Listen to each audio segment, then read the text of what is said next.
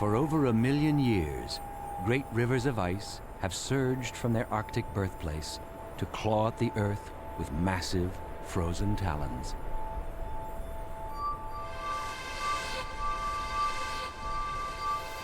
Thousands of meters deep, these rivers were created from simple roots. In times of relative cold, summer's sun fails to melt winter's snow. Snow accumulates until its own great weight compresses the layers below, forming ice. Then gravity takes hold, and the river begins to flow. Canada is home to over 100,000 glaciers, the most glaciated terrain in the world.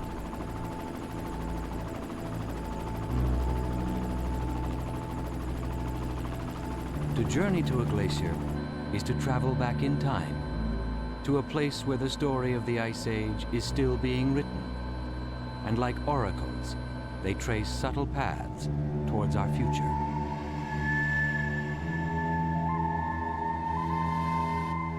Glaciers, massive, majestic, and mysterious, are one of the last unknown frontiers on Earth, inspiring a frozen quest to divine the secrets in the ice.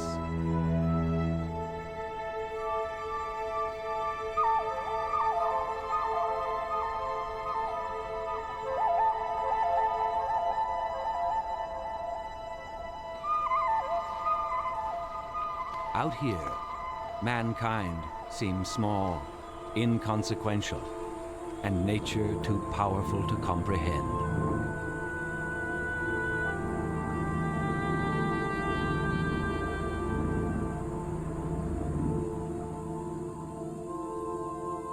"18,000 years ago, Canada was consumed by the Laurentide ice sheet, ice as high as the oceans are deep. It carved mountains, gouged out the Great Lakes, and scraped the prairies flat. 8,000 years later, the ice had retreated. Yet today, in the coldest recesses of Canada, the last ice age still exists.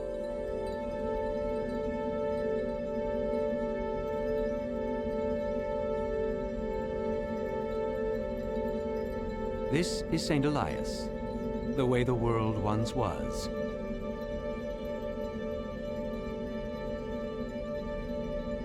Located in the southwest corner of the Yukon, St. Elias is the largest ice field in the world, outside the polar regions.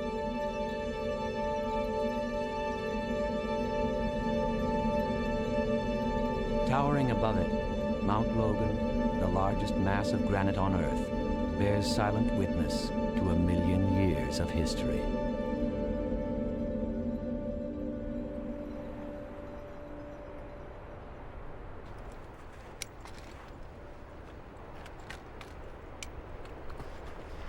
Biologist David Hick has come to Elias seeking the most sublime and delicate of mysteries.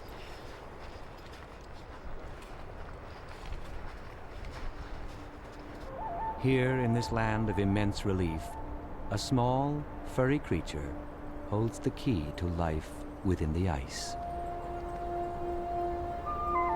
The journey is a dangerous one. When ice flows, huge crevasses may open wide. Hick and his team must remain tethered and cautious in case the soft surface conceals a bottomless chasm beneath. These could be the first tracks ever laid in this place.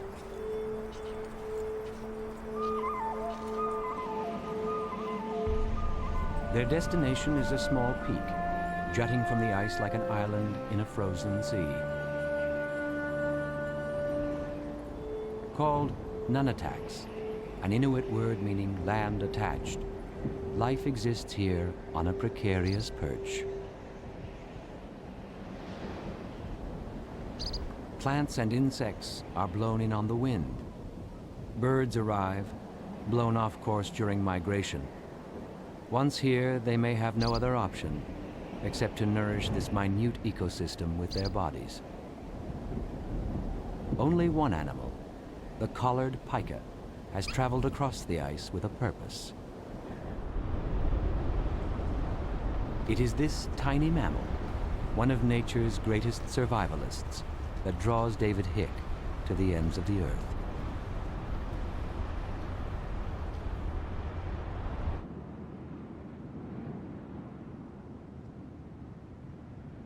Living under 10 meters of snow for 10 months of the year, on grass stockpiled from an ecosystem the size of a blanket, during an ice age 120,000 years in the making, is the only life a pika knows.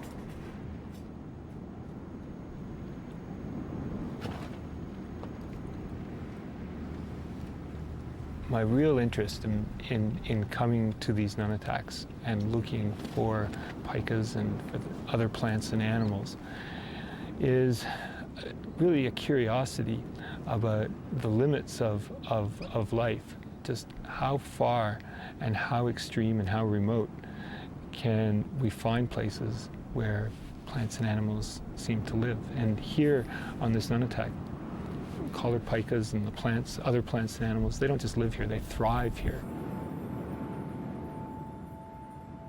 A cousin of the rabbit, the pika lives 200 kilometers inside the ice field. The mystery is, how did they get here?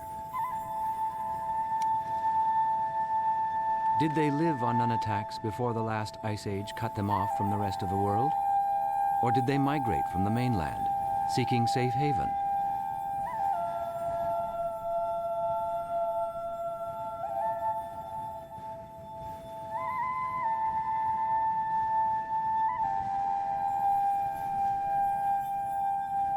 Ten years ago, there were no questions.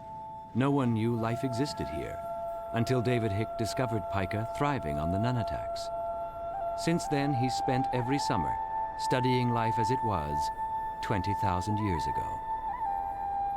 The evidence we have so far is that these pikas are able to disperse over very long distances. You can imagine a little rabbit the size of your fist hopping across 10 kilometers of ice and not only finding another place to live that has shelter and food, but also a mate.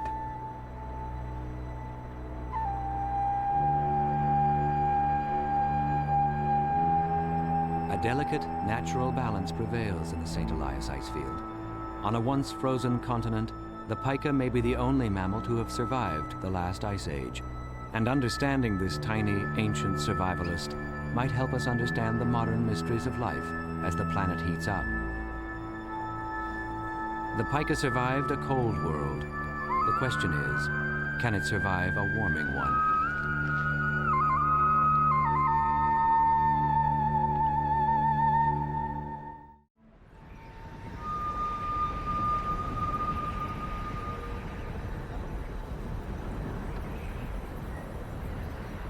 Those who pursue mysteries in the ice must brave some of the harshest weather the world has to offer.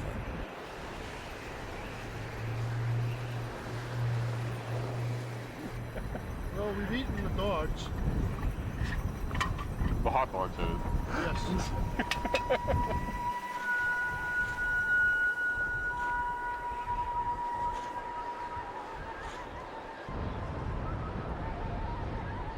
On Eclipse Dome, in the heart of the St. Elias ice field, a team of researchers has been pinned in their tents for 5 days by a vicious storm. It is late August, summertime in most of Canada. The team from the Institute of Ocean Sciences in Victoria, British Columbia, has come a long way to Eclipse Dome to drill for deep and ultra-clean ice cores. They're searching for pollutants, man's footprint in a pristine world.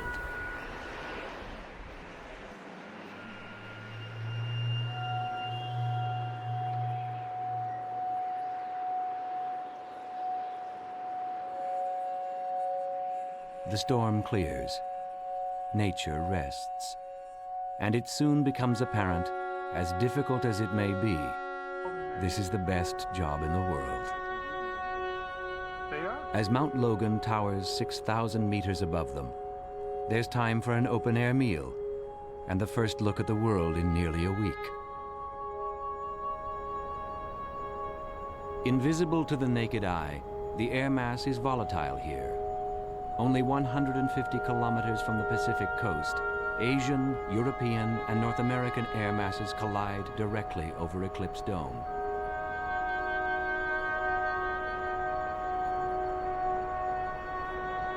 Ice domes form at high altitude, in the open spaces between mountains, where perennial snow builds up over 1,000 centuries to dominate the landscape. Eclipse Dome is the perfect place to drill for evidence of man's industrial impact on the planet.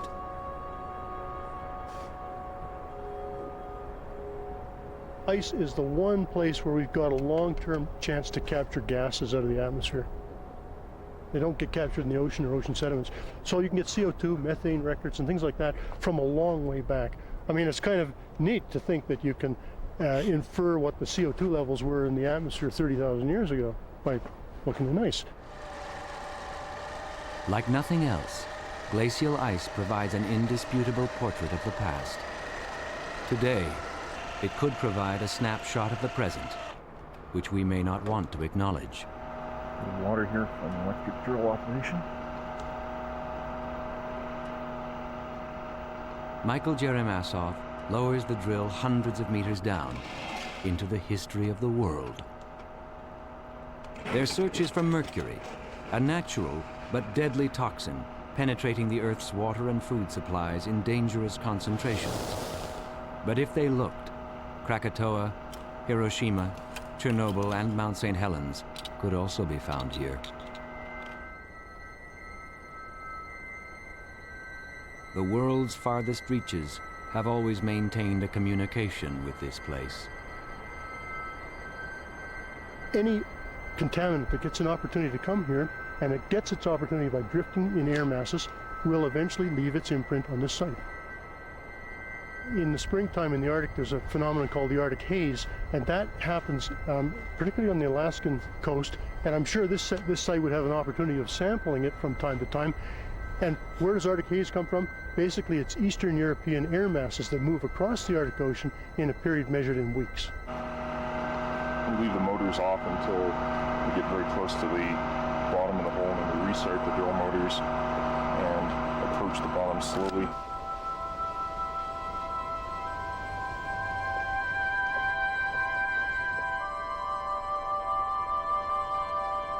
The history of all human activity has been scribed in this ice, including the tale of the Industrial Revolution. I am convinced that there would be a lead record in here from our use of lead, particularly in gasoline back in the 60s and 70s. In fact, they started using lead in gasoline in 1927, and that record shows up all over the place. We could look at sulfate. That's a product of human activities. There's probably a record in here of organochlorines. I'm sure that if we collected enough material and we went in large enough volumes and worked at it hard enough, we would find a DDT record in here. We would find a PCB record in here. We would find a toxaphene record in here, despite the fact that toxaphene has not been used anywhere near this place. And the list goes on. Ice, drawn from the belly of the glacier, thousands of years old, and a record of all that has transpired.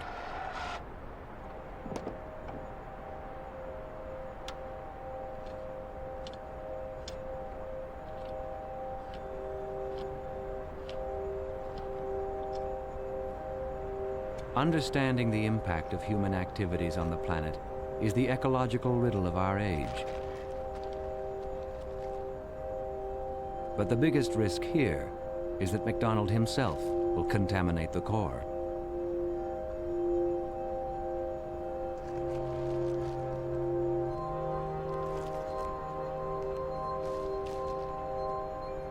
This is the glaciologist's treasure, a frozen time capsule, 200 centuries of the Earth's collective memory embedded in ice.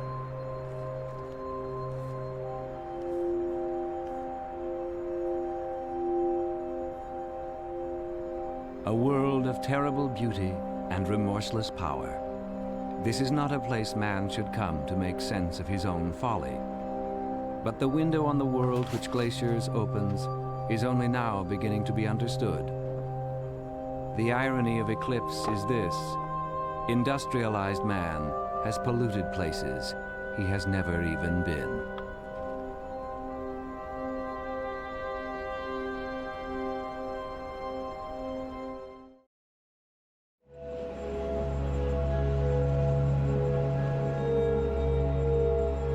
The Rocky Mountains, Canada's most majestic range, is home to thousands of glaciers.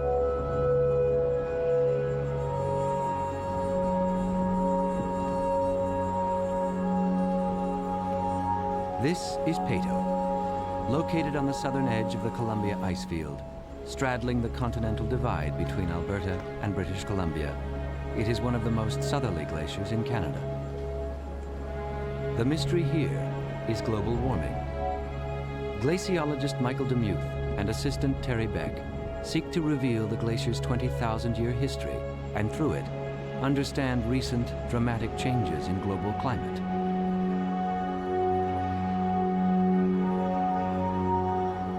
In the world of glaciers, Peyto qualifies as small, but in the world of science, Peyto is huge, one of the longest studied bodies of ice in the world.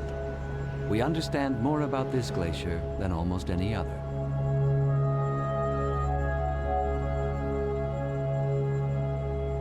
Peyto Glacier is part of a network of glaciers in Canada and North America, and indeed globally, that are used to monitor climate change.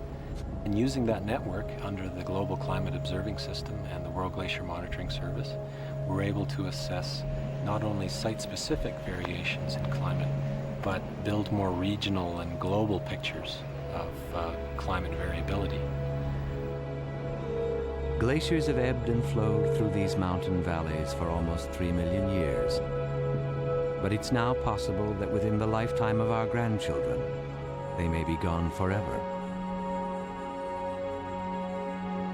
In the flat accumulation zone at the top of Peyto, where the glacier was born, Demuth begins to drill. What we hope to accomplish over the next few days is to hand auger down through the firn up here in the accumulation area and determine over the past few years, perhaps as far back as 10 years, the accumulation rate at this site, how much snow arrived and what was left at the end of each year, and collect an ice core which would have a chronology sort of like tree rings, sort of like counting tree rings, where we would have annual interfaces and between which we could calculate how much moisture arrived at this site year after year after year.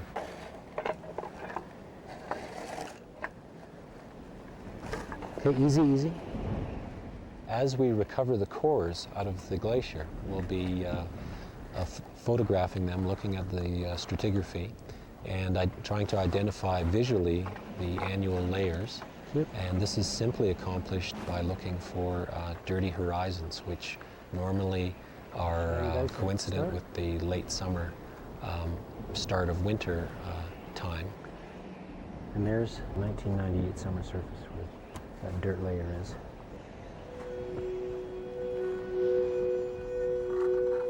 The ice core opens a window to the past, and through it the Earth's climatic history is revealed.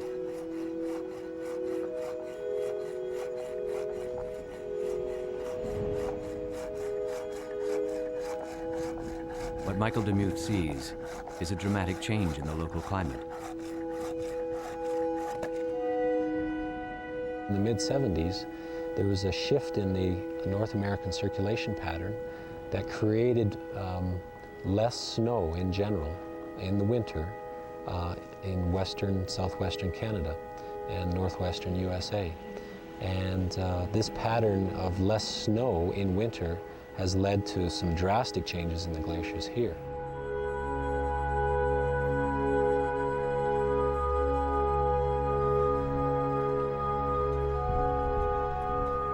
Further down Peyto, below its receding toe, geographer Scott Munro is also studying the cause and effect of the glacier's melting.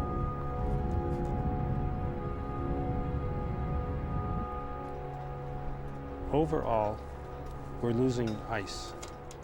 In this area, we have ice volume losses in the order of maybe 50 to 70% over the last century. Dramatic change over a short period of time requires answers, and the sooner the better. Munro's work focuses on glacier energetics, how much energy from the sun the ice is absorbing, how fast the ice is melting, and the rapid change of atmospheric conditions. The blue ice of Peto signifies old ice, newly exposed and without a protective cover of fresh snow to shield it from the sun. The effect is cumulative and predictable. The smaller the glacier, the faster it will melt, and Peto is melting rapidly.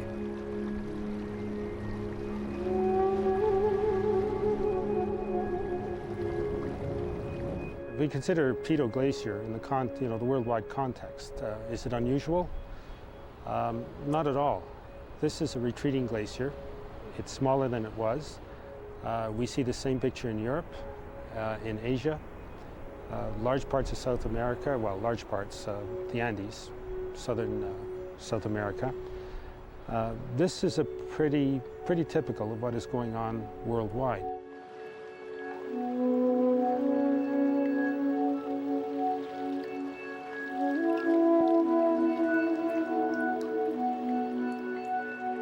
The ice fields are emptying. Geographically, the phenomenon is widespread. Historically, it is without precedent. But the mystery persists. What part of the Earth's rapid warming is natural, and what part is man-made? So far, no one knows. Well, to what degree should we duplicate this further? One can really get a good picture of what's happening now to the glacier as compared to what has happened perhaps before humankind started influencing the Earth's climate. I can calibrate that setup.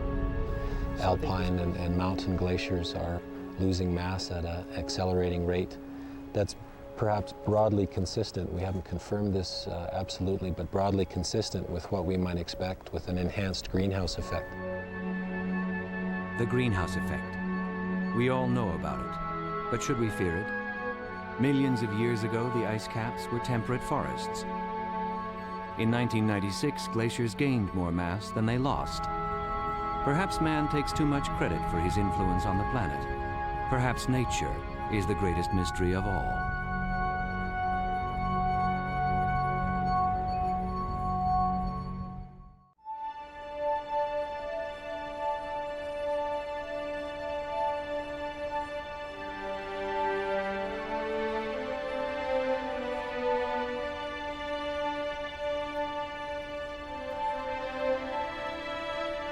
Back in the St. Elias Mountains, in the southwestern corner of the Yukon, glaciologist Gary Clark enjoys his walk to work on the Trapridge Glacier. The ice here is unique and dangerous. It may appear static, but in reality, it is dynamic. Like a dormant volcano waiting to erupt, unknown forces and tensions churn invisibly beneath its surface. Trapridge is a surging glacier, capable of sliding hundreds of meters in a single season. The mystery is, how? You think of the glacial time scale as being decades or centuries, and we have fantastic events that occur in this glacier in a matter of 2 minutes, transforming the glacier from one state to another. Imagine a freight train with no brakes, 10 kilometers long and weighing billions of tons, rolling downhill completely out of control with no possible means of stopping it. That is a surging glacier. A massive cresting wave, a barely contained power, waiting until unpredictably it decides to move. The last surge of this glacier was in 1945. What we're trying to do is instrument this glacier and observe it when it clicks on for the next surge.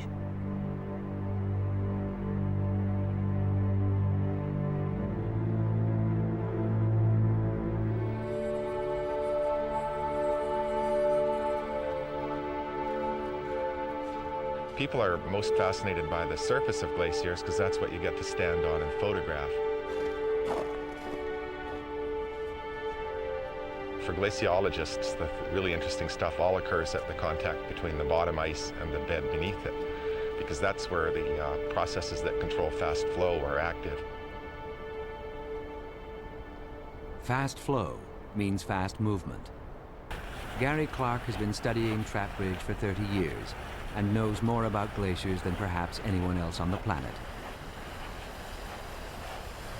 Yet Clark has still not got to the bottom of the problem: how to predict the next surge.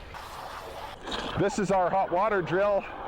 The water's just a little bit below the boiling temperature. It's coming out at 2,500 psi of pressure. Jets through the glacier, just melts its way down. We can get about 100 meters an hour with this. So it means we can get right through the ice in less than an hour.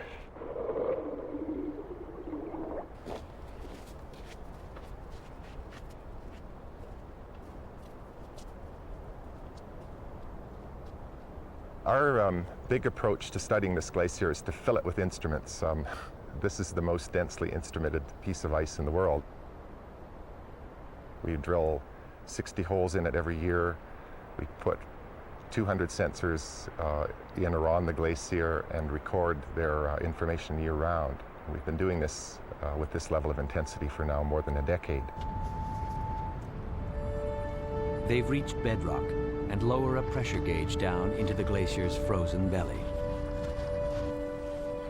Gary Clark seeks answers to the most important questions of our time. Predicting surges has impact far beyond this landlocked glacial outpost.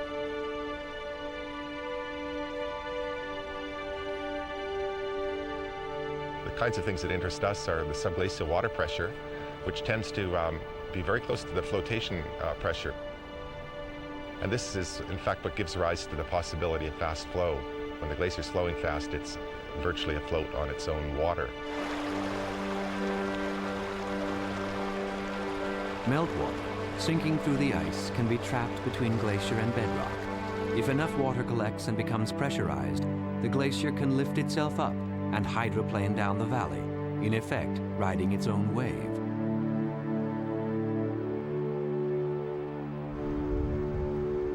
Like Peyto, Trap Ridge is considered a small glacier. But when large glaciers move fast, as they have throughout history, the effects on the Earth's climate are immediate and immense.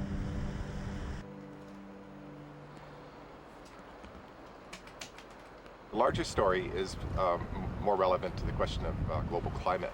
How do the large ice sheets behave? What physics dominates their flow, their expansion, their decay?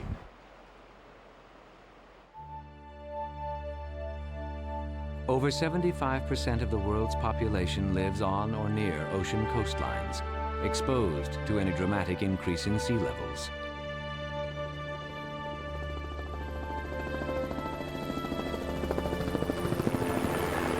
Continental ice sheets surged 6 times during the last ice age, sending fleets of icebergs the size of Manhattan into the sea. Ocean circulation patterns shut down. Temperatures rose 10 to 15 degrees almost overnight, and sea levels rose dramatically. The effect on the planet was nothing short of cataclysmic.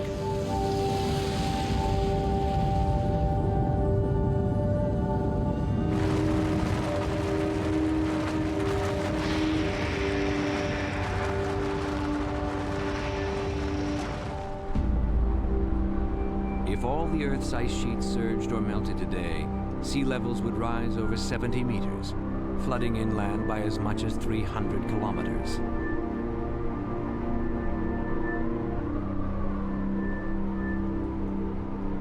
How did ice sheets surge in the past? Will they again? And are human influences accelerating the possibility?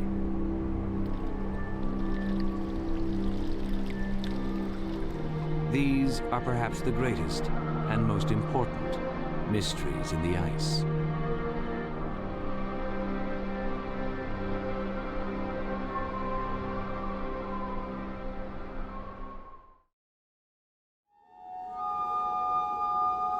In ways we can scarcely imagine, the world's great glaciers are central to our daily lives. When a tap is turned on in Canada, there's a good chance the water that pours out began its journey here, high in the Rocky Mountains.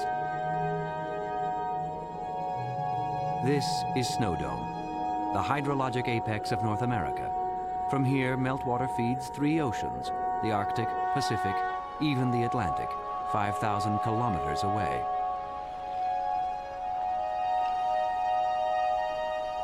Melting ice, flowing down from Snow Dome, has provided the single most important condition of life for an entire continent. Water. It all begins with water.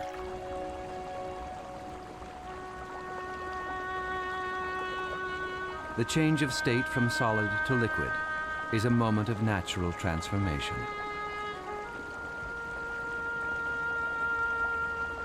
An elemental miracle. Only ice and water have shaped our Earth.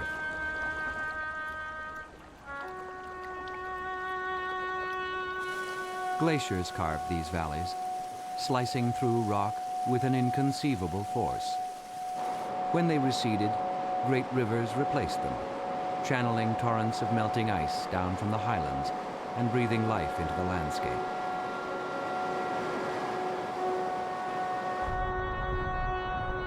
Along with deserts and sea floors, glaciers, like the ice age that spawned them, are one of the harshest environments on Earth, where life is a virtual impossibility.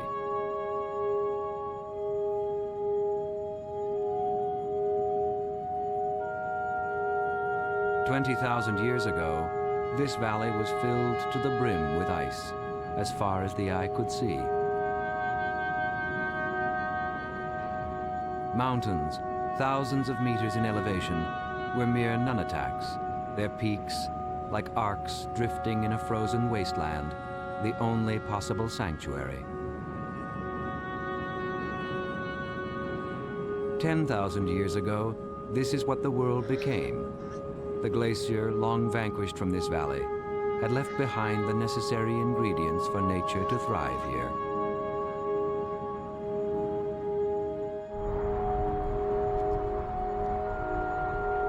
Sand flats on the river's edge provide rich sedge grasses for a hungry grizzly.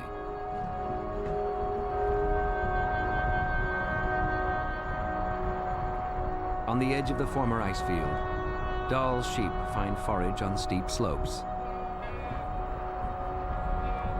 Life here is as awesome as the force that created it.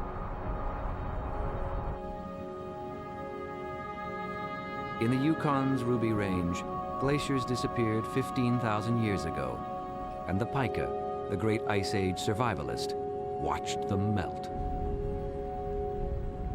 The mystery here is life after ice, drawing biologist David Hick down from the ice fields of St. Elias. Glacial boulder fields shade the pika from the sun, perfectly adapted to Ice Age life. If their body temperature increases 1 degree, they die.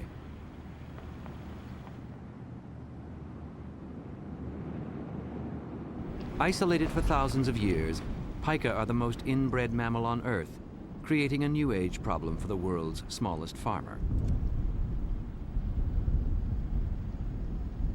To survive the long Yukon winter, a winter that in the past had no end, pika harvest grass and flowers and ingeniously store them in rocky nooks. To the glaciologist, ice is a planetary barometer. To the biologist, so is the pika. What we're doing here today are collecting soil samples as well as samples of some of the species of plants that we've been working on closely for the last 4 or 5 years. And what we've found is that they're able to compensate for the removal of leaves by the pikas during the growing season. And by that I mean that through being grazed, they extend their own growing season and produce more leaves or more stems. So there's a positive feedback between the vegetation and the foraging by the pikas.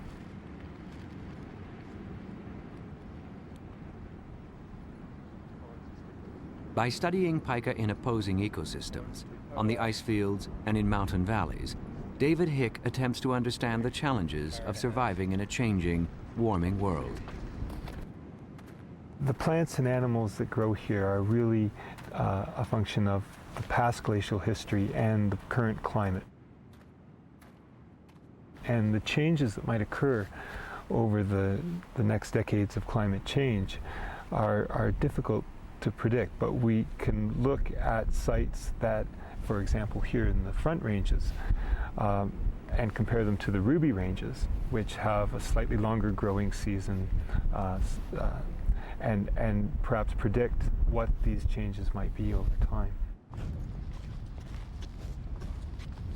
And one of the things we know about pikas is that they don't like high temperatures. Their thermal lethal limit is very close to their body temperature.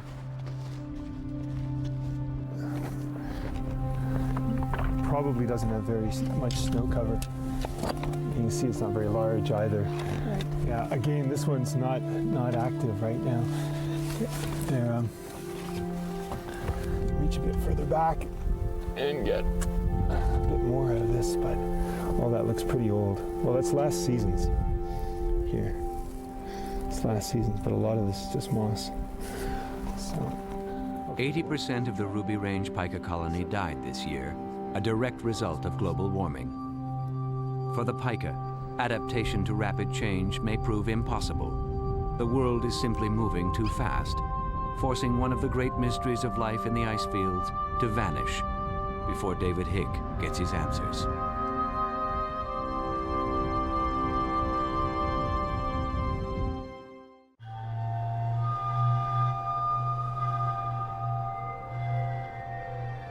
Athabasca Glacier, flowing out of the Great Columbia Icefield in the Canadian Rockies, is one of the few glaciers in Canada you can drive to. In summer, over 6,000 people come here every day. The power and mystery of glaciers arouses the imagination and, like a magnet, draws us to them. In deference to a force greater than ourselves, we seem humbled by the ice and fascinated by its sheer, silent presence.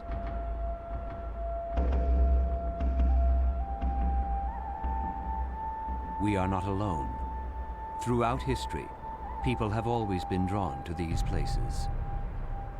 On August the 14th, 1999, 3 hunters were traveling on foot through a glacial area within the Tatshenshini-Alsac Park in the extreme northwest corner of British Columbia when they came across some remains and artifacts, a hat and a throwing spear. A glacier had yielded its greatest secret, an ancient man encased in ice. It may be one of the most important archaeological discoveries in Canadian history.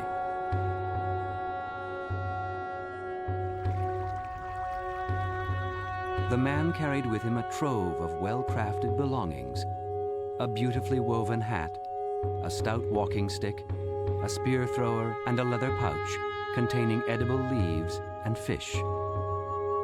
The hat may be the key to the man's identity.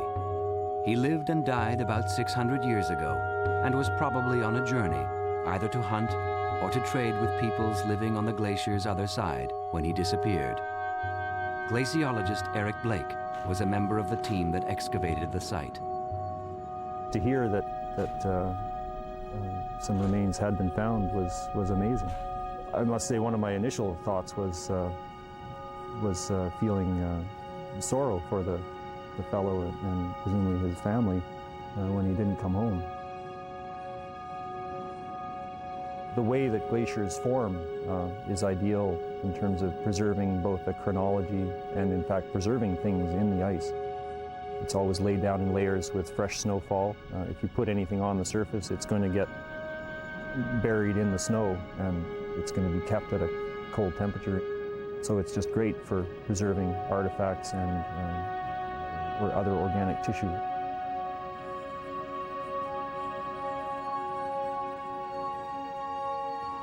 The body and artifacts were carefully tagged, wrapped, and transported to the Royal British Columbia Museum in Victoria. The discovery was made on the traditional lands of the Champagne and Asiatic First Nation.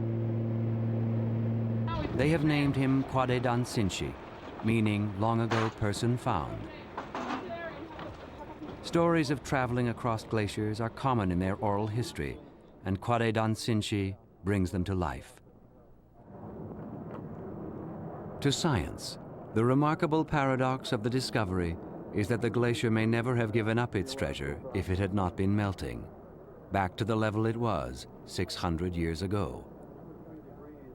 Now the body is once again frozen in time, safely stored in a freezer.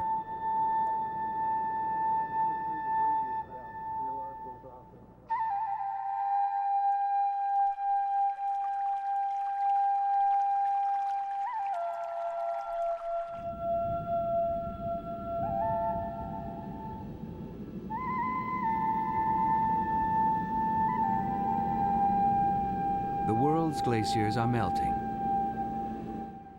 And as they shrink, more questions will be asked, more mysteries revealed.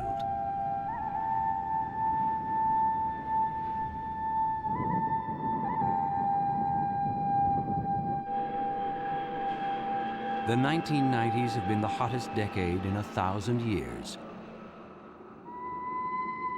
1998 was the hottest year. 1997 came in second. Snow will fall at the Clements Field during the winter that can melt during the summer. It is not rare to have about... Places in the Canadian Arctic have warmed 5.4 degrees this century. The poles will grow hotter, faster than the equator. Over the last 2 decades, the global temperature curve is the only curve steeper than the rise in the stock market.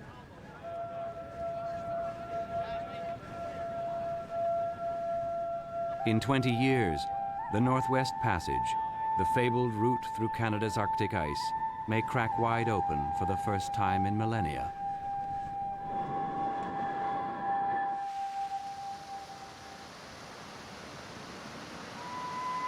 Looking deep into the heart of a glacier speaks volumes about our own activities and their effects on the planet.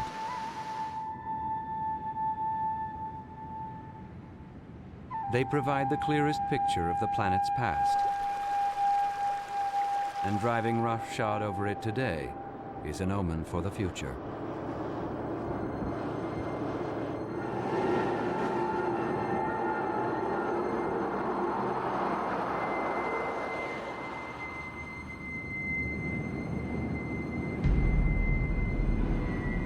As a frozen time capsule, ice is a silent oracle that speaks subtly about the Earth's natural history.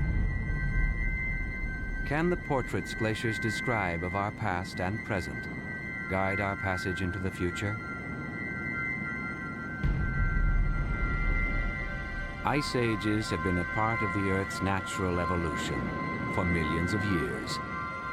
Today, perhaps the real mystery is, will the planet ever experience another one?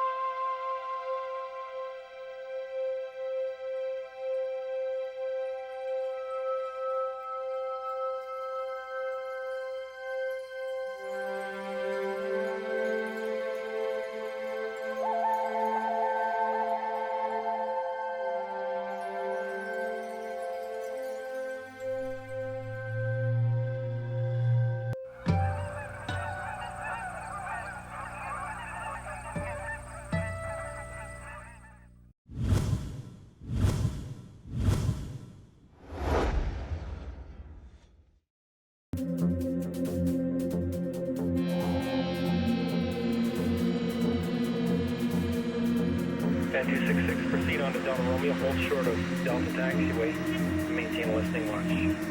Okay, Lauren, that's north on Alpha, and we check right Stealth, It's the most feared aircraft design in the world. Flying fast and almost invisible to enemy radar, it can attack without warning, kill with uncanny accuracy,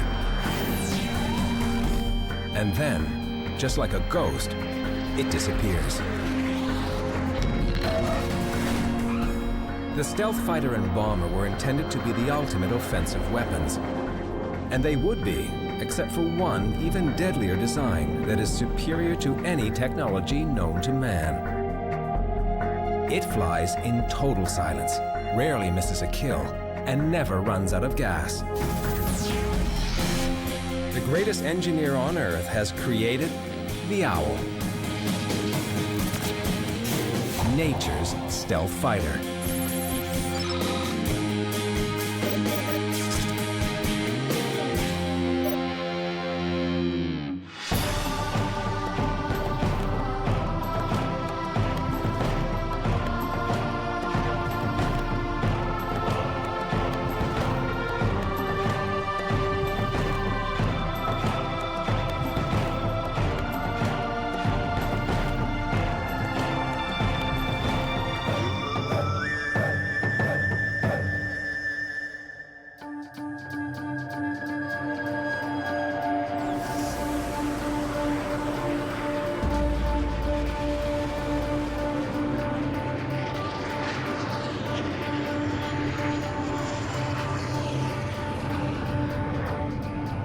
In the human world, the F-117A stealth fighter and the B-2 bomber are revolutionary aircraft. Their unique aerodynamic shapes, built with top-secret composite materials, make them virtually invisible to radar. And that's why they're the most feared weapons in the world today.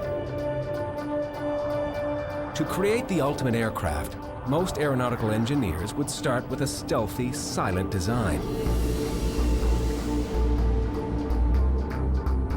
But the best we can do was one up by nature a long time ago.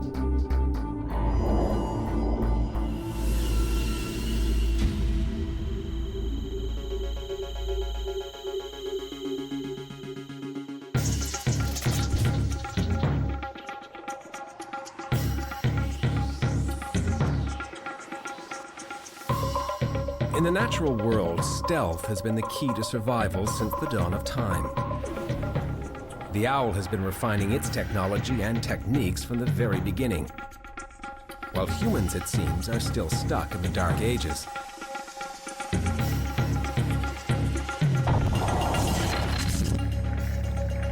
It's true that aircraft design has come a long way in just a few hundred years, but no plane can do what the owl can: fly in total silence.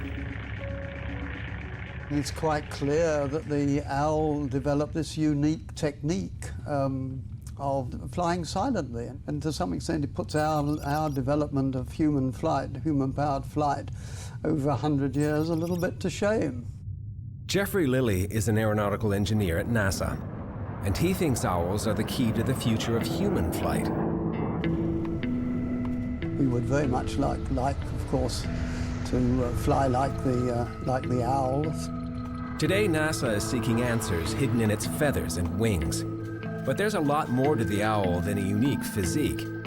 At the University of Oregon, neurobiologist Terry Takahashi is studying top-secret technology in the owl's cockpit, its brain, and amazing sensory capabilities.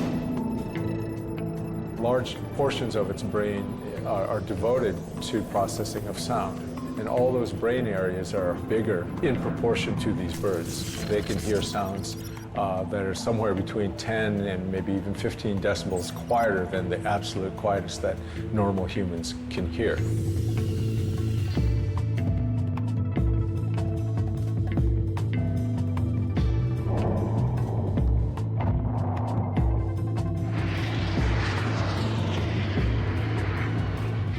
Superior to any human invention, nature has created the most innovative aircraft design on Earth.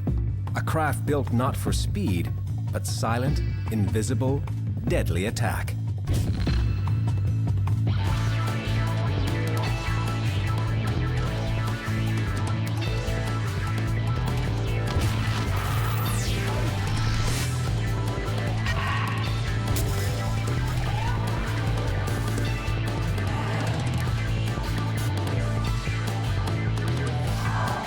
Owl is exactly the kind of aircraft the military would love to build, if it could. The F-117A Nighthawk is the world's first operational aircraft built to exploit what humans call low observable stealth technology. Its unique diamond-like shape is designed to deflect radar waves away from the aircraft, shrinking its profile on enemy radar screens. Radar-absorbent materials on its surface reduce its profile even more, making it almost invisible.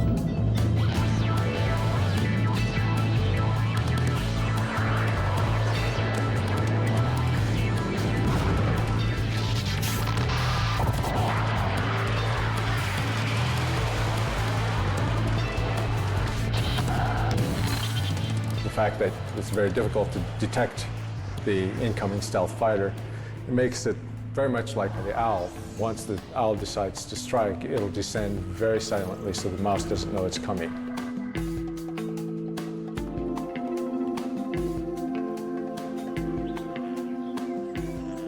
Silent and very lethal, nature's stealth fighters first appeared in thick, lush, prehistoric forests. Here, the great horned owl, known affectionately as the tiger of the woods, eats anything it can catch. All owls have incredibly acute hearing. It's so good, an owl can hear a rodent rustling in leaves 50 feet away. But when it's airborne, it flies so quietly, even its own super-sensitive ears can't hear its wings flap. Diverse weaponry, dynamic senses, deadly silence. The owl has it all. Today, we're spending millions to unlock the secrets of the owl's stealthy biological design. But so far, we can't come close to replicating it. So how did nature do it? A good place for any design to start is at the beginning. For the owl, that was over 200 million years ago.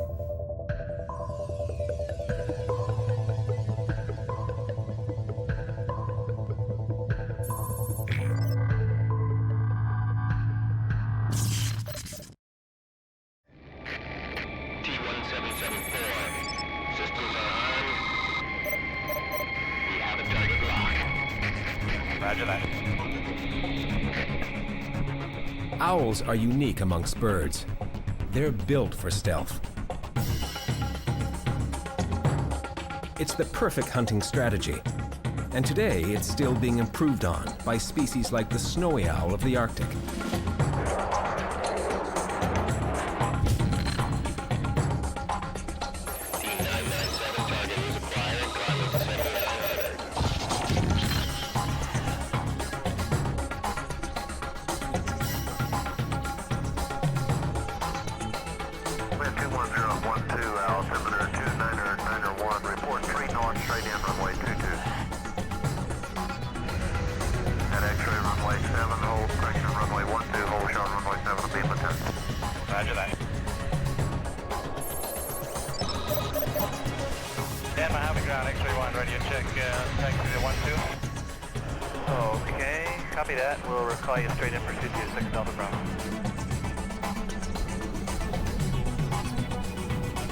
Nature began testing its stealthy designs millions of years ago, when the first prototype owls appeared. But they didn't evolve overnight. In fact, its original design is shared by all birds.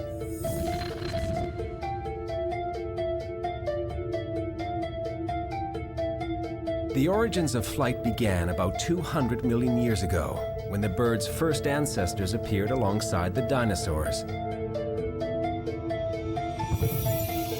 Some early dinosaurs themselves had wing flaps that allowed them to glide.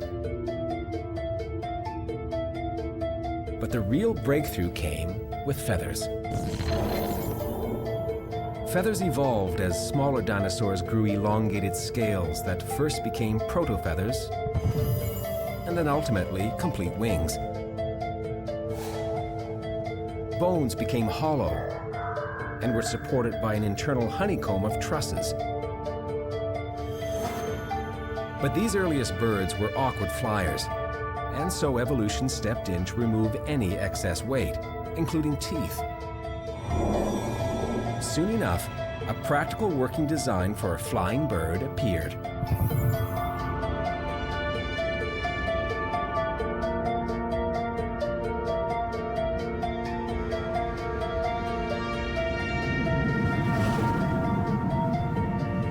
About 65 million years ago, a comet struck the Earth and ruthlessly wiped the dinosaurs out.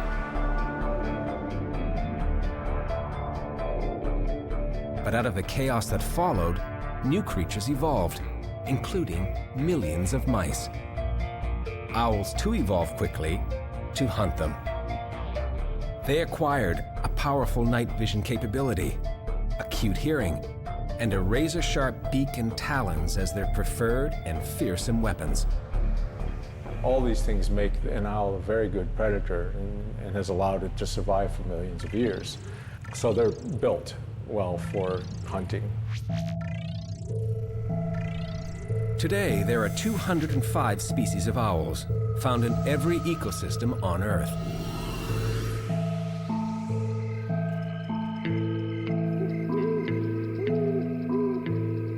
On the Great Plains of North America, or deep in a boreal forest, owls can look quite different. The hawk owl, for example, has the shortest legs of all owls, which helps them stay warm in cold northern forests.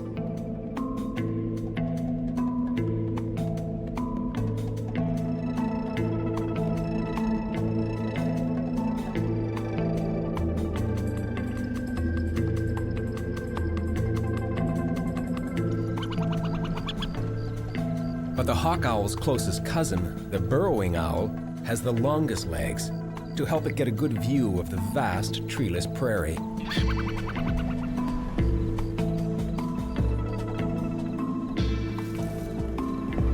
What all owls have in common are acute senses.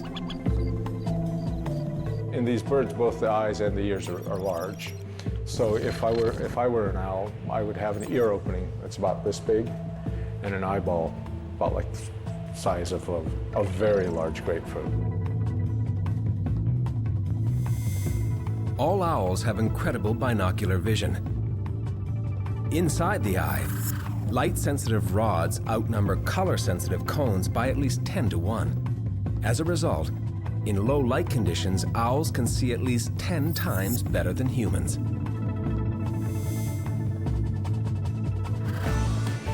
But in the bright light conditions of an Arctic summer, where there's 24 hours of sunlight, razor-sharp eyesight is the snowy owl's meal ticket. And although its eyes are fixed, its head can rotate almost 300 degrees to find and focus on a distant rodent with amazing speed and accuracy.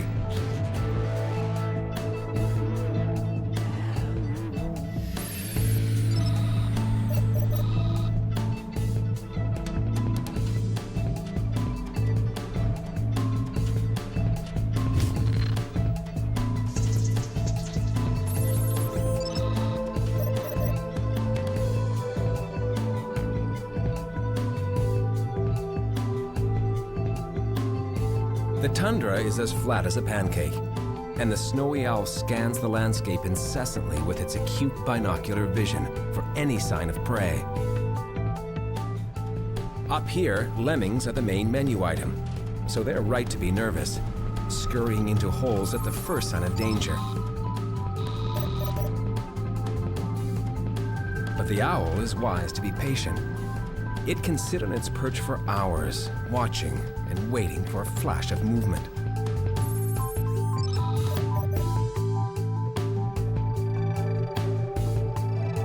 The snowy owl is an accomplished, sharp-eyed killer, catching dozens of lemmings a day.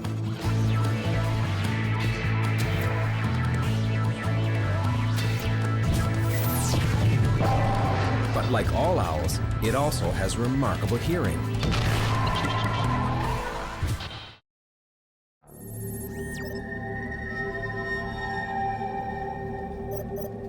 The battle cry of pilots who fly stealth warplanes is, "Rule the night." But don't tell that to a barn owl. In the Middle East, the owl is known as Shaba, the ghost bird. And in its world, after sunset, it's the owl who rules.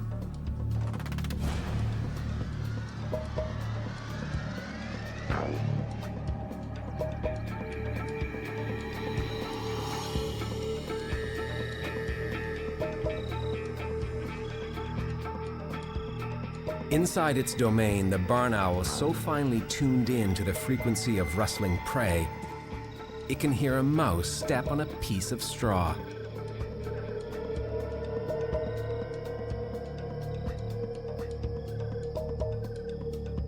The mouse is well aware of the barn owl's talents and needs to stay constantly alert, watching or waiting for death from above.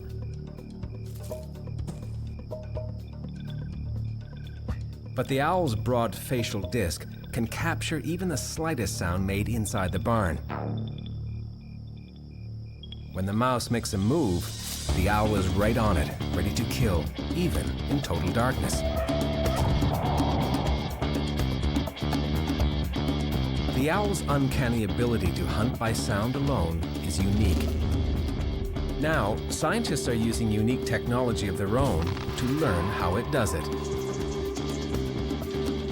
At the University of Oregon, neurobiologist Terry Takahashi studies both the owl's hearing and its brain. Oh, so you have to get close. One of the reasons why we're looking at barn owls, they're very good at picking off prey in absolute darkness, like the stealth fighter. The real interesting experiment that was done early on was some researchers put an owl in a very dark room. They released a mouse into the room, but the mouse was towing with about 1 meter behind it on a string, a crumpled piece of paper. And what the owl consistently did was to strike the rattling paper and not the mouse.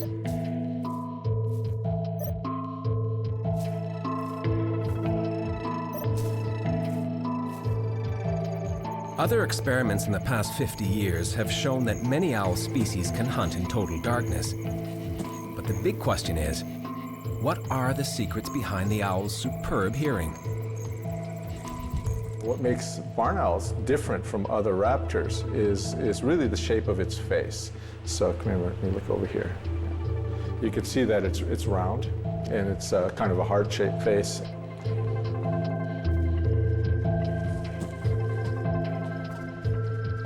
And these feathers that make this round shape act really like a funnel. So the sound waves are channeled right into the ear openings.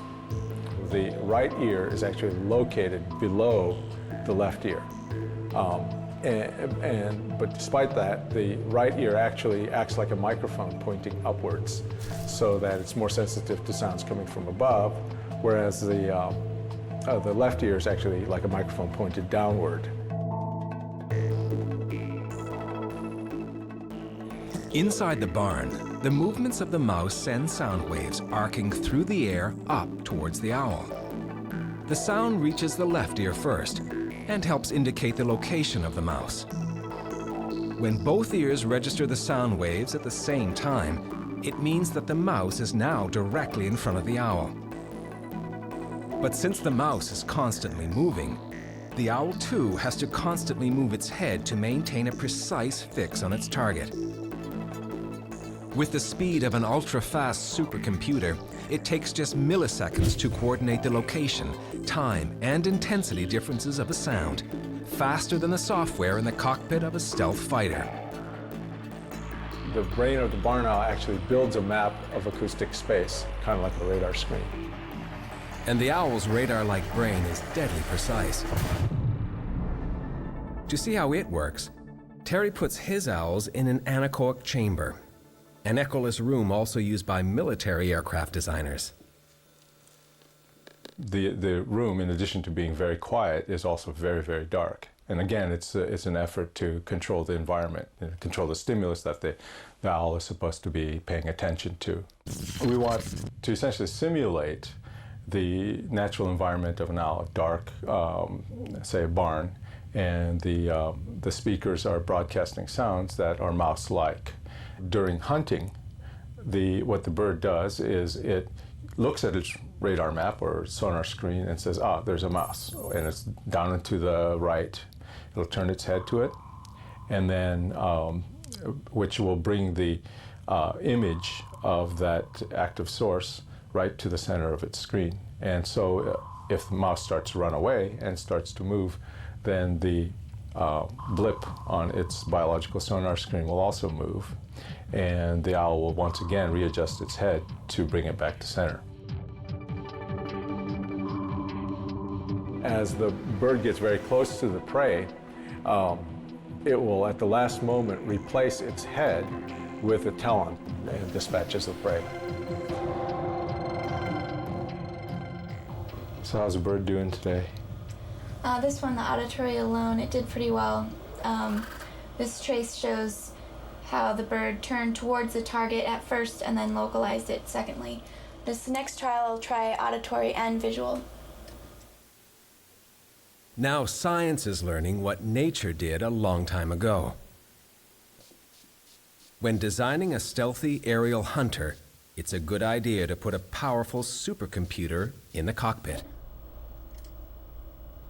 Here we go. Let's turn it around. Oh, okay. Barn owls are like nature's stealth fighters. The fact that it's very difficult to detect the incoming stealth fighter, it makes it very much like one of these guys.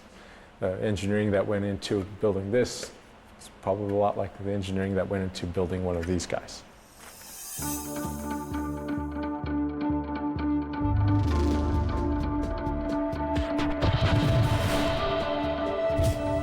Hunting at night by sound alone is only one of the owl's truly unique technologies. Today, silent flight remains a technical impossibility for stealth aircraft.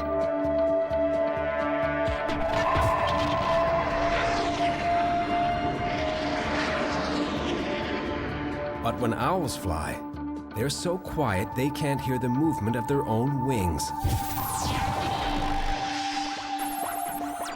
Deadly silence is next.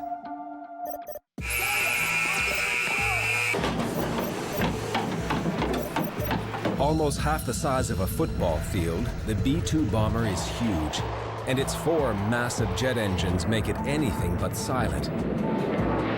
Even so, its unique shape can't be detected by radar. For a warplane, that is stealthy flight. But nature's stealth fighter makes no sound at all when it hunts.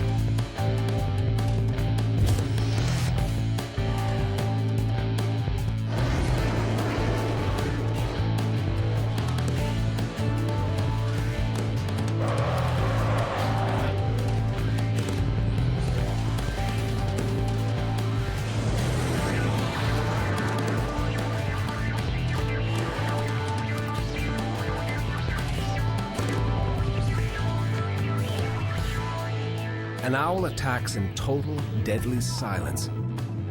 And then, as stealthy as it arrived, like a ghost, it's gone.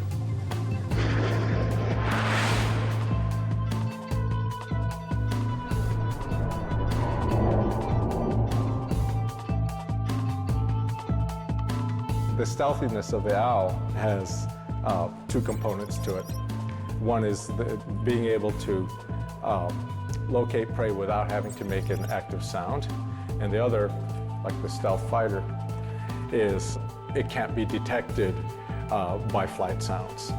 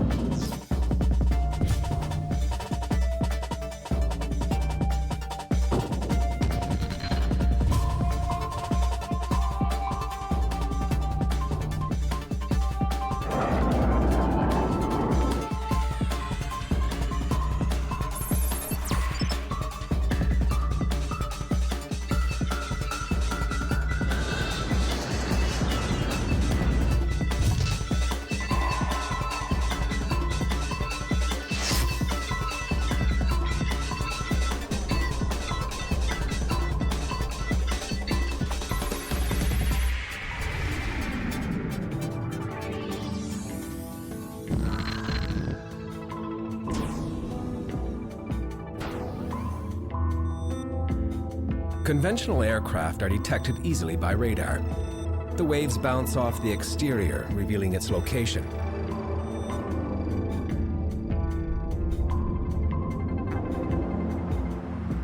But like the F-117A, the B-2's unique shape deflects radar, reducing it to the size of an insect on enemy radar screens. Building an aircraft to scatter radar and still fly it close to the speed of sound is incredibly complex and could never have been achieved without the use of supercomputers.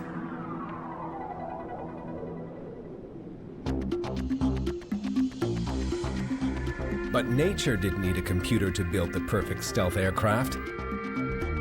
Instead, it used feathers.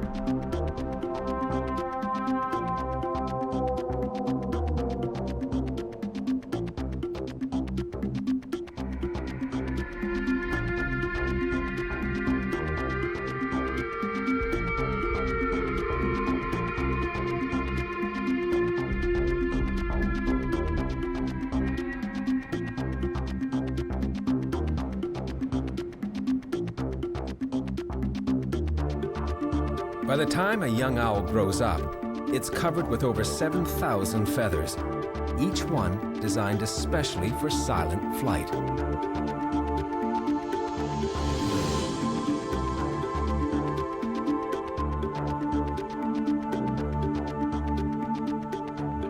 All other birds than the owl make noise, but the owl was silent as far as humans were concerned. We started to look at the owl's feathers and noted that the feathers of the owl are different from those of all other birds. In most birds, wind passing over its wings creates turbulence and, as a result, noisy sound waves, but not the owl. Its feathers evolved to eliminate wind turbulence. The owl developed these changes in its feathers to fly stably, at slow speed, without stalling, and flying silently. Unlike all other birds, the owl has a fine comb on its leading edge feathers that maintain stability during flight. While airborne, these soft, velvety feathers also don't rub together and don't create noise. But it's the fine comb on the fringe of trailing edge feathers that really makes silent flight possible. These feathers break up wind turbulence, turning it into smaller, quieter air whirls. And that creates a flight so silent, even the owl can't hear its own wings flap. It's very interesting that if we remove the comb at the leading edge and remove the fringe at the trailing edge, the owl can no longer fly stably and is very noisy, just like other birds, and would never get a good meal. Mice may be the owl's primary food source, but they're not defenseless. They too have good ears. Yet even a mouse can't hear the owl coming.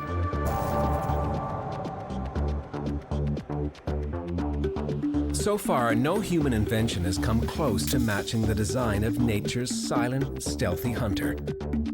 Except perhaps its weaponry.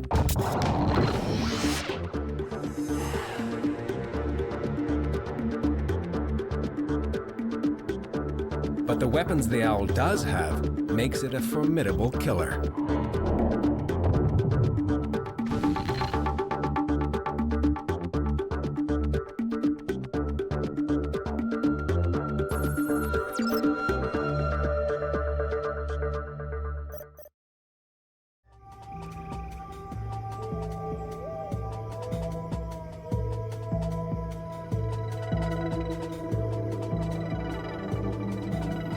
Across North America, dozens of owl species are on the hunt, searching for both an ideal spot to dine and an all-you-can-eat menu.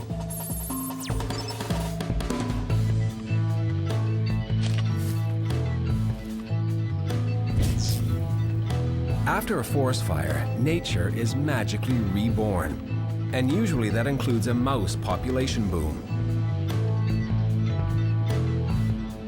For the hawk owl, a burnt, blackened tree branch is an ideal perch to scan the bare forest floor below. The hawk owl is an aerial acrobat. It's incredibly fast, and observed in real time, it can pick off prey in less than the blink of an eye.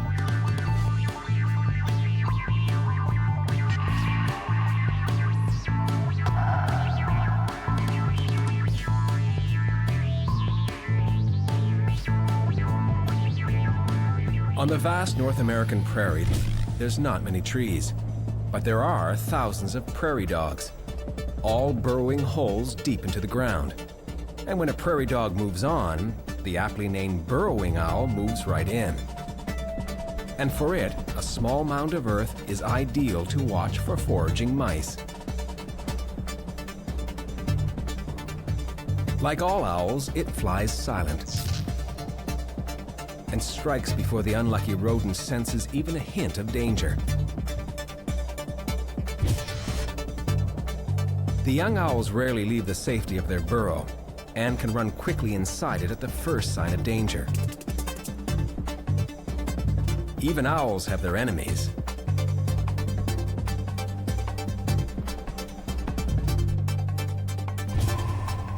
But in almost every environment on Earth, nature's stealth fighter has learned to survive and thrive, especially at night. Even in a pitch-black forest, it can navigate between trees with uncanny precision.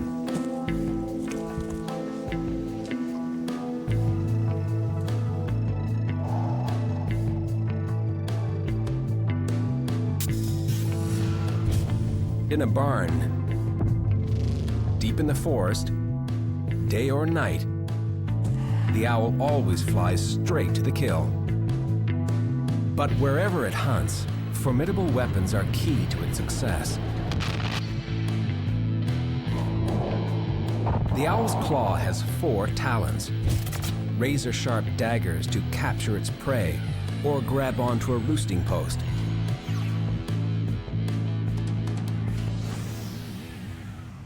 Muscles and tendons in the talons have a ratchet-like locking system.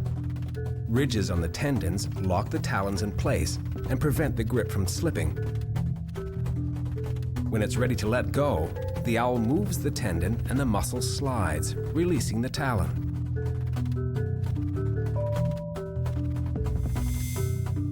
The owl's arsenal also includes a scalpel-sharp beak, capable of delivering a killing blow, and then dissecting its prey with surgeon-like dexterity. Without exception, on the attack, nature's stealth fighter is deadly, whether it's the large great horned owl, the tiny saw-whet owl, or the barred owl.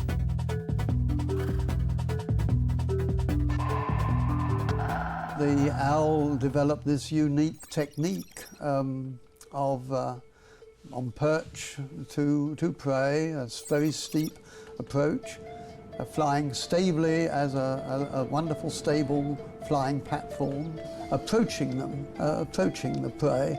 The prey wouldn't hear before the claws would then grab it.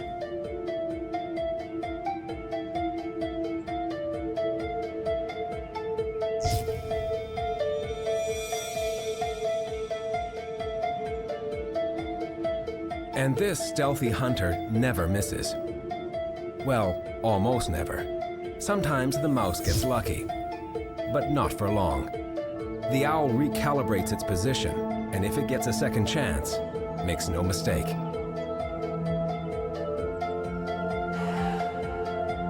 After a kill, owls waste no time in gorging. The head is a delicacy and is often eaten first. But most of the time, prey is swallowed whole. It's a tough job for younger owls when the mouse is almost as big as they are. The owl's digestive system is designed to handle an exclusive diet of meat. In the stomach, special gastric acids dissolve meat quickly from bones or fur that can't be digested. These are pressed into tiny pellets and regurgitated. It's a high-protein diet.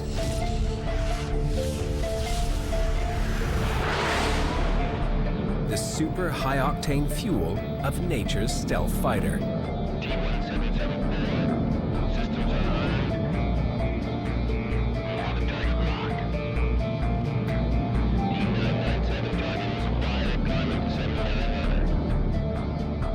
The many faces of the owl are among nature's most innovative creations. Now the owl is inspiring a whole new breed of aeronautical designs. We would very much like to fly like the owl, so that we're in complete silent flight.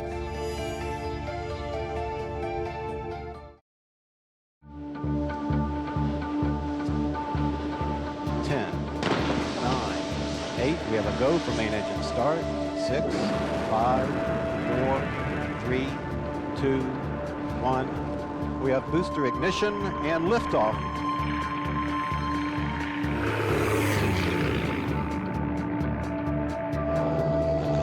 In just 100 years, aircraft design has evolved from biplanes built of wood and cloth to the B-2 stealth bomber.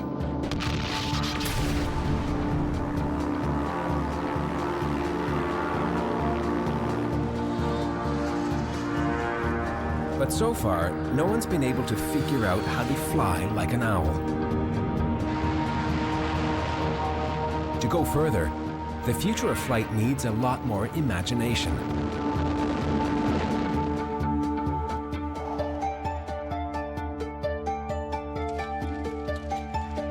For Jeffrey Lilly, owls are the inspiration for the next generation of commercial jets.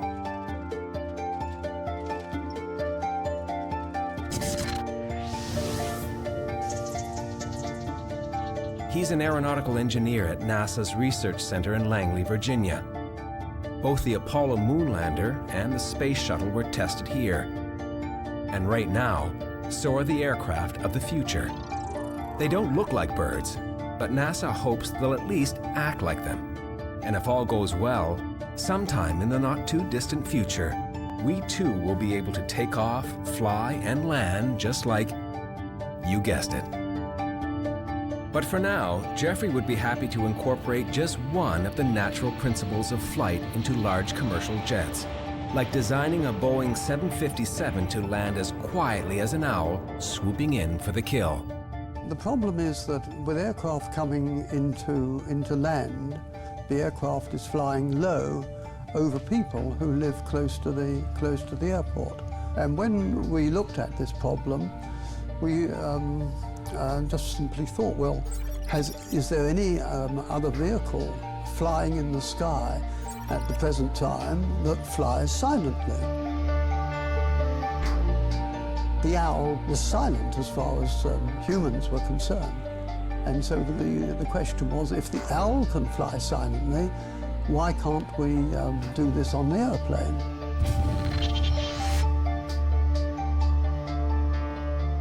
The owl is the ideal prototype for silent flight. Airborne, it's extremely stable and can glide steeply in for a landing in complete silence. Jeffrey Lilly's dream is to live right beside a busy international airport and never, ever hear a jet land.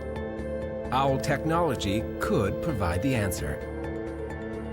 Well, owl technology is associated with the ability of the owl to have techniques to reduce noise, bearing in mind that there is a change of scale, size, speed, and also materials, which mean that one would not be suggesting that aeroplanes in the future would be made of feathers, for instance.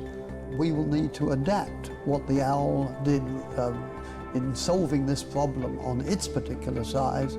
We want to use some of that technology and carry it over onto the airplane.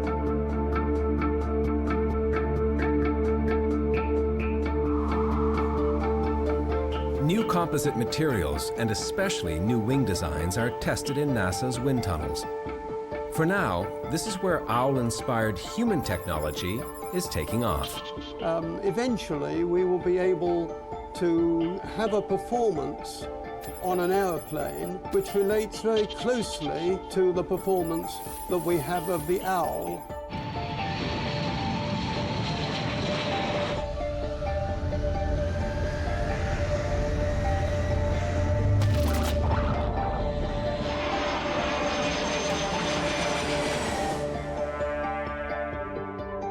In the airplane of the future, millions of computerized sensors embedded in its wings and fuselage will act just like a living central nervous system. And yet to be invented materials will allow its wings to bend naturally, just like a bird.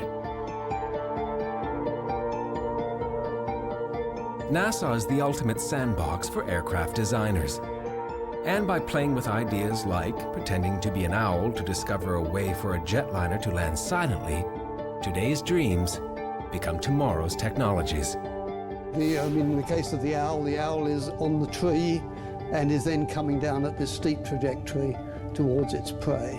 For the future, we want to have the same descent path, basically, keeping the aeroplane now higher until we're getting really very close to the airport, when we'll tilt the aircraft to come into a steeper trajectory before landing, meaning that most of the noise that is going to be generated by the airplane would be over the airfield rather than over the people.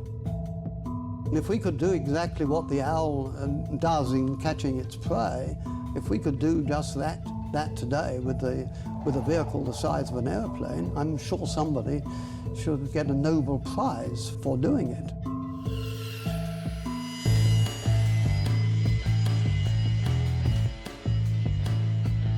It took millions of years for nature to perfect the owl's amazing aerodynamic design. Now, this incredible creature soars uniquely between its world and our own.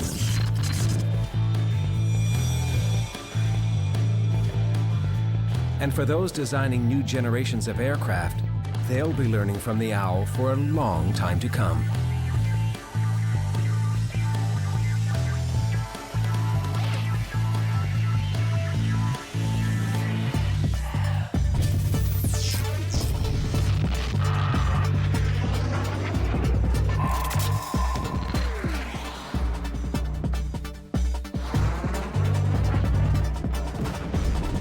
Completely silent and deadly accurate, the owl rules the sky with stealth and wisdom. Even the future won't know what hit it.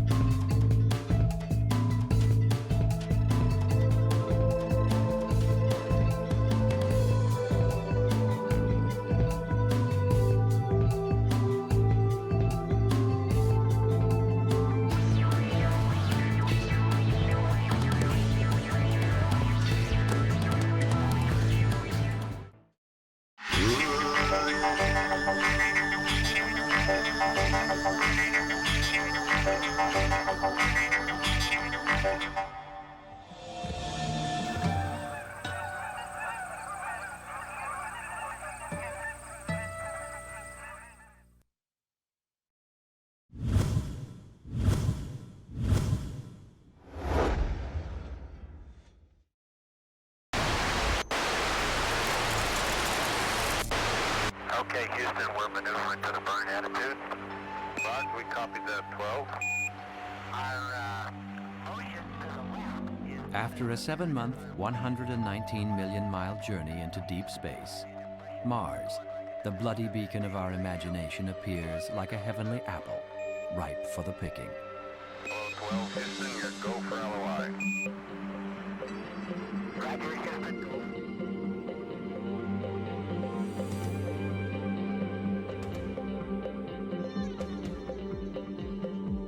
Is there life here? What will it look like? Will we discover if we are alone in the universe or not? The question haunting all of mankind has finally driven us to Mars. But is it possible that we've already been here?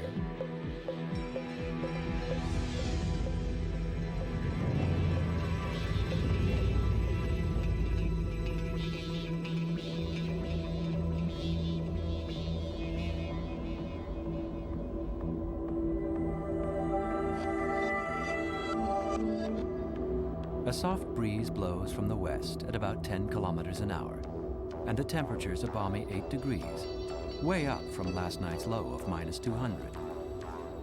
It's a perfect day for a walk on Mars. In many remarkable ways, Mars is just like the Earth. A day here lasts 24 hours. And although further from the sun, it too has seasons. In the summer, temperatures can reach almost 80 degrees, causing its polar ice caps to melt. But you wouldn't want to live here. The atmosphere is 95% carbon dioxide and only 0.1% oxygen. Poison to life as we know it. And it appears to life here as well.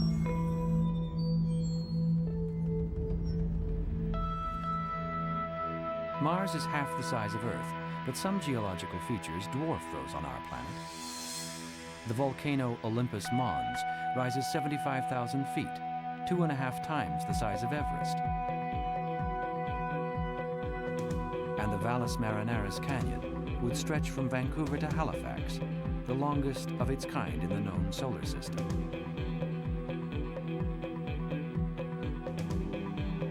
In 1965, we got our first good look at Mars. Mariner 4's grainy pictures looked positively moon-like. Meteor impact craters were everywhere. On later missions, intriguing evidence of dried-up riverbeds appeared. Finally, in 1976, Vikings 1 and 2 landed on Mars, tested the soil, and found no organic material whatsoever. Yet even in its dryness, Mars betrays a watery past. In fact, everywhere you look, there's water. Or at least, there was. Geological formations suggest Mars was once a lot warmer and wetter, with an atmosphere much like Earth. The planet's reddish color is caused by iron-rich minerals oxidizing. In other words, rust.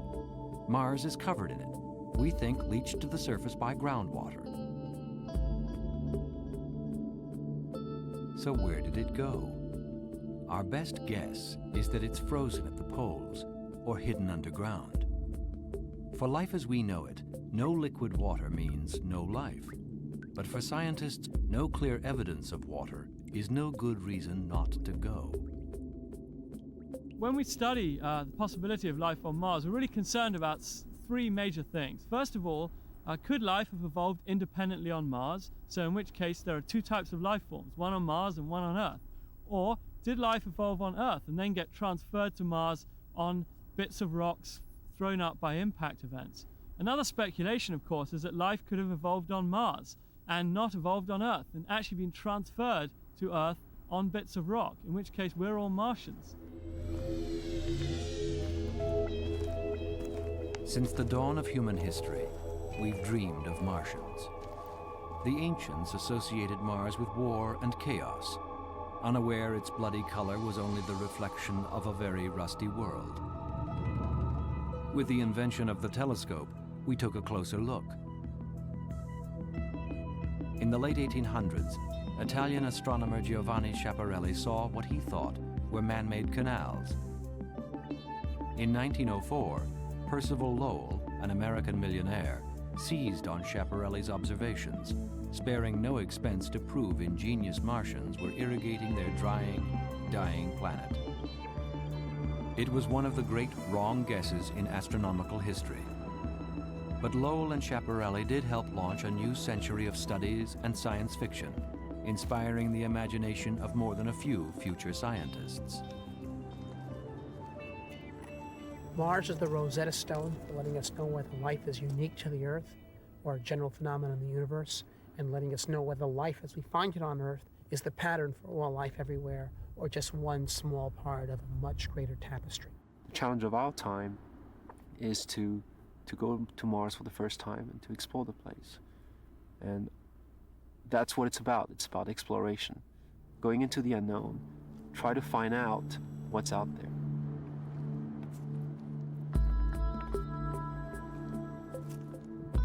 Since we first realized Earth was not the center of the universe, we've scoured the skies for company, and so far, we've found absolutely nothing.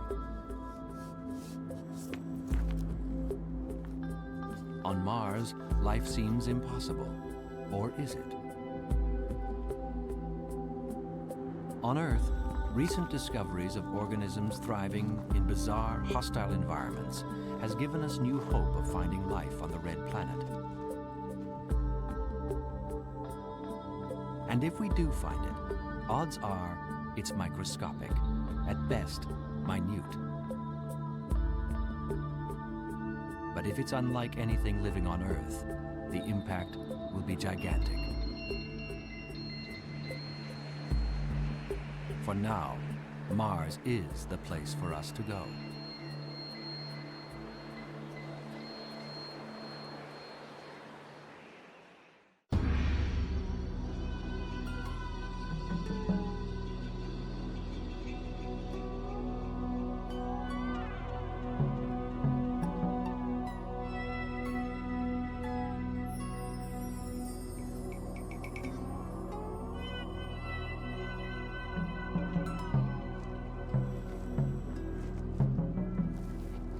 There is one thing we do know about extraterrestrial life. It is not conveniently located. And to find it, scientists have stopped going to Roswell. Instead, they go to the harshest environment on Earth. How you doing? I feel great. Good. I feel great. It's a good workout.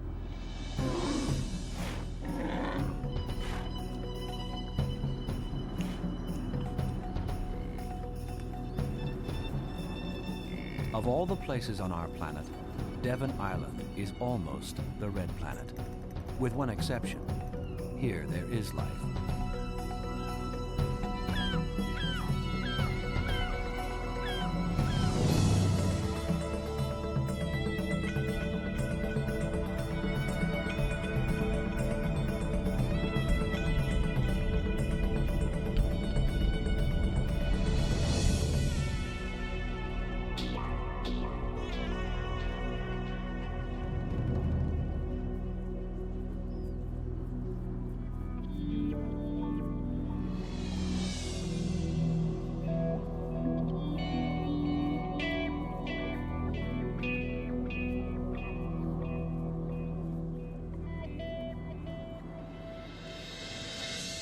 Yet for those who want to go there, Devon Island has become a natural launching pad for the journey to Mars.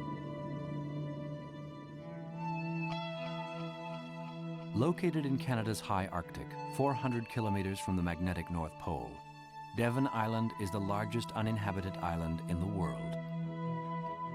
Most of it is barren, unforgiving polar desert. In the east lies a gigantic permanent ice cap. In the west, one of the largest meteor impact craters on Earth.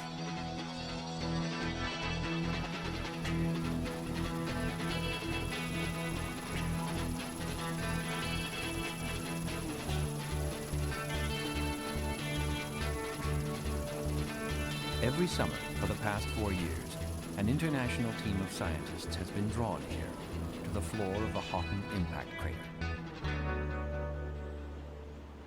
For 6 short weeks, with 24 hours of daylight to help maximize their time, they've come to work with a single purpose: to go to Mars.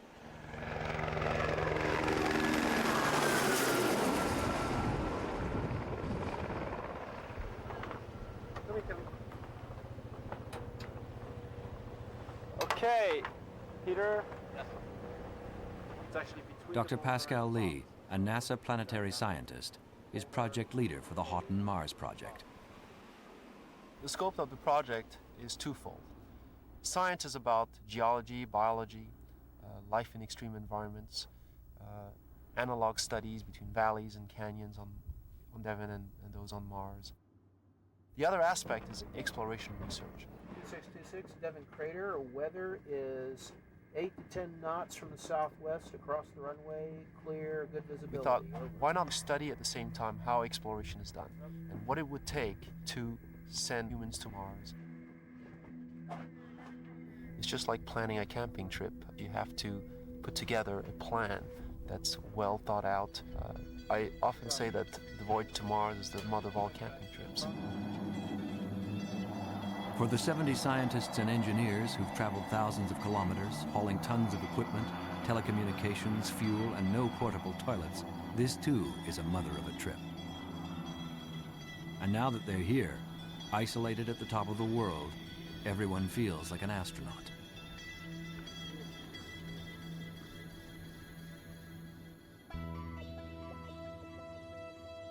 In the lexicon of NASA, Devon Island is a Mars analog. Of all the environments that exist on Earth, this is the closest we can get to the climate and geography of Mars without going there. But for the Houghton Mars project, Devon Island is Mars.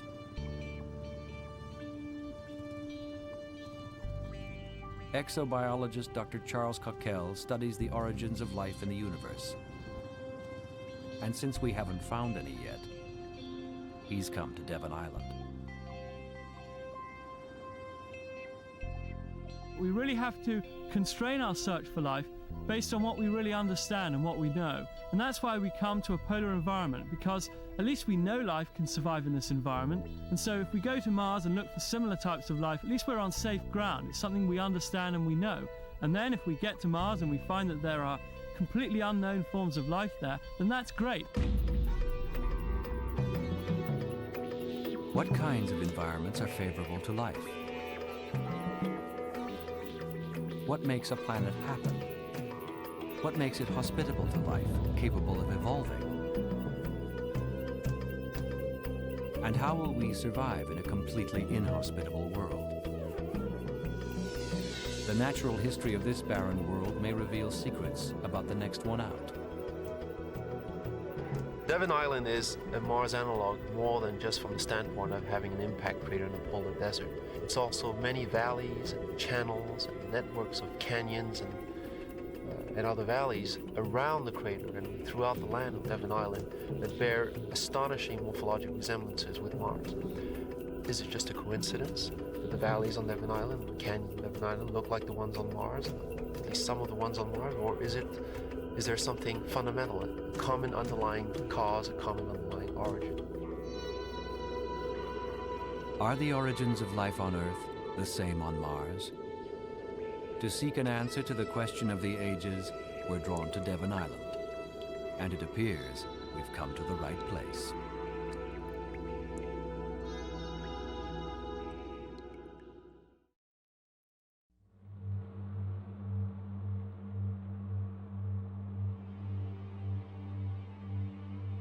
The surface of Mars is pockmarked with meteor impact craters. Meteorites are destroyers of life. On Earth, they wiped out the dinosaurs. But they also create life and are fundamental in a planet's evolution. Millions of years ago, a meteorite the size of Manhattan slammed into Devon Island.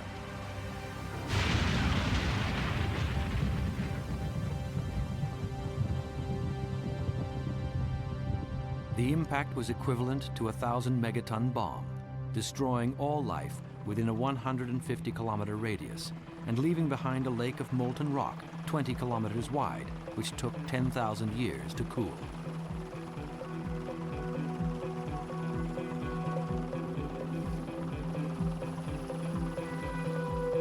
Today, what remains is the best preserved meteor impact crater on Earth.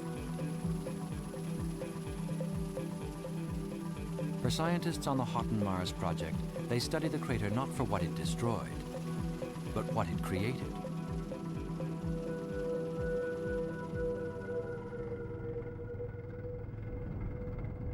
Once upon a time, Mars was a much different planet, and so was Devon Island. At the time of the meteorite impact, the climate here was a lot like southern Canada's is today, and the record of that ancient time can be found everywhere inside the crater. 23 million years ago, this place was very different from what it is today. There was a boreal forest, little animals roaming around the woods, like a little rhinoceros, giant rabbits. And it is sort of interesting how such a distant past can be preserved in rocks. Rocks are like books, they tell a story. And when we go to Mars, we will be faced with many rocks whose stories need to be read. A meteorite impact is like a nuclear steam shovel, digging up billions of years of history and in the process creating a massive amount of heat, a key element in the creation of life. When an asteroid or comet hits the surface of the Earth, it sterilizes the area. Nothing can live. And then things begin to change. We're standing at the edge of the Horton impact crater, and we're standing here on a huge mound of impact breccia. This is the rock that fell back from the sky after the asteroid or comet hit the ground. And it's basically a molten pile of rocks that's fused together. The surface of Mars has been pounded by asteroid and comets for 4.5 billion years. And so by beginning to study the biology associated with these unique impact rocks, we can help to refine our ideas about how we might search for life on Mars.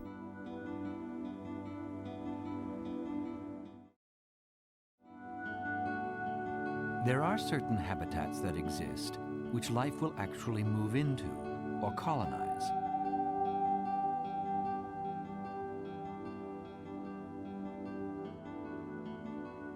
Hydrothermal vents, created by a meteorite impact's extreme temperatures, are an ideal environment for life to begin.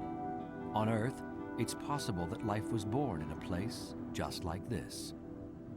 Hydrothermal vents are an extraordinary opportunity for life. In fact, the word hydrothermal contains the two key ingredients for life: hydro, water, thermal, heat. Hydrothermal vents, for example, that are at the bottom of the oceans on the Earth, where sunlight does not reach, still harbor life because they provide these two ingredients in particular. And the big question is it sufficient to just have heat and water and of course some basic chemicals around for life to evolve and start? You find life not exposed on rocks, but you find life inside rocks. You can pick up a rock here on the ground. It seems to be lifeless, but then you turn it over and there is green.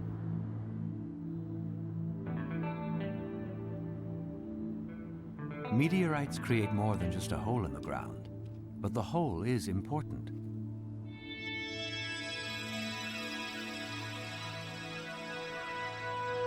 In the aftermath of an impact, lakes form on the crater's floor. Ancient lake beds are like treasure chests, their secrets locked away until someone comes along with a key.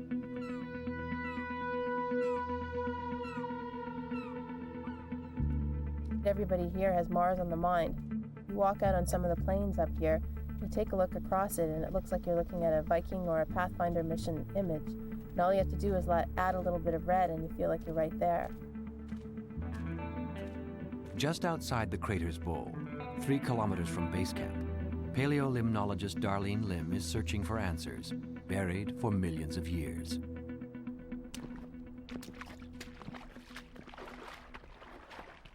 Paleolimnology is the study of the history of lakes, and a person would want to look at the history of lakes if you're looking to solve issues like climate change, for example, because at the bottom of a lake, sediment accumulates, and that sediment tells a story, and what it tells you is whether or not that lake has been changing through time. One of the ideas is that Mars had lakes in its past. So here we are examining a lake in an extreme environment and taking a core, and the hope is that someday we'll be able to put a core down in one of the ancient lake beds on Mars and examine that sediment record and see what happened to it and understand the environment there. Like Earth, Mars has an ancient climatic history. It even has a climate today. Question is, did Mars once have a warmer climate, favorable to life? That answer may lie buried in its own craters. 23 million years ago, Devon Island was a different world with a very different climate. 3.5 billion years ago, so was Mars. On Earth, life has found incredible, if not impossible, ways to survive extremes of heat, cold, even meteorites. it's possible that same resilience existed on Mars. By studying these places here at Houghton Crater, we're strategizing for our search for life on Mars. Maybe we will find some of the fossil remains of the life that would have thrived in that little transient phase of water richness and warmth. We don't know, and that's why we have to go.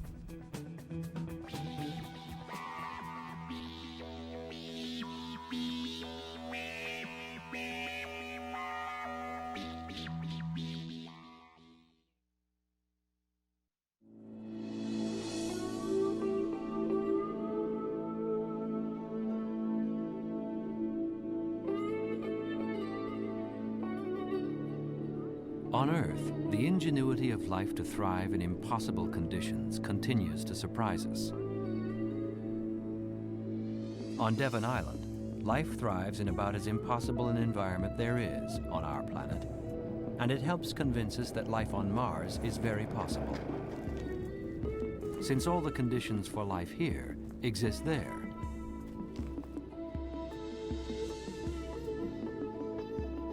Is it possible for life to spring in an environment that might have been cold all the time?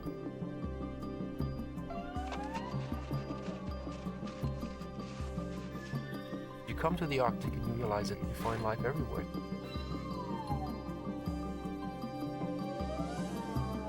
Even if Mars was cold throughout its history, by coming to a place like this, we realize that it doesn't preclude life from having started there, and therefore, we still have a chance for finding life on Mars.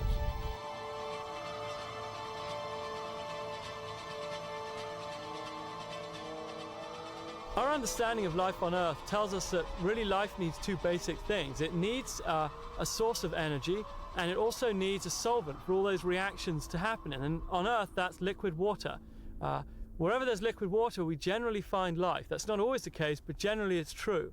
And so that's why we're so compelled by the idea of life on Mars, because we know it's a planet that once had liquid water. We also know it's a planet that has sunlight that can drive photosynthesis. Summer is an explosion of life in the Arctic, lit by a sun that won't set for another 2 months. Over 180 bird species flock here to breed and feed incessantly on mosquitoes, the scourge of the north. Life seizes the moment to give birth and grow up quickly. Sooner than later, the Arctic will return to normal.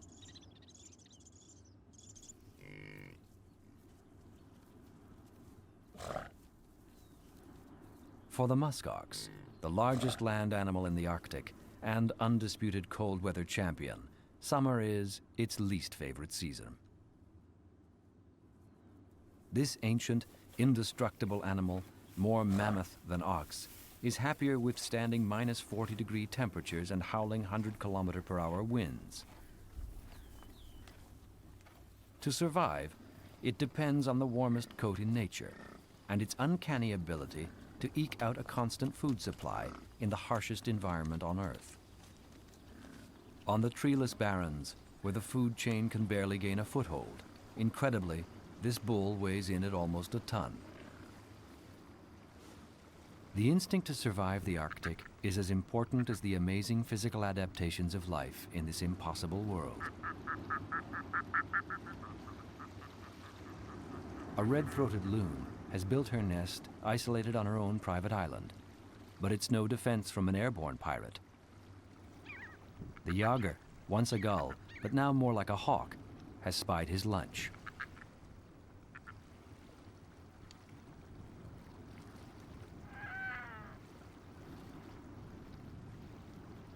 Loons can swim and dive like seals, but like penguins, their webbed feet make them clumsy on land.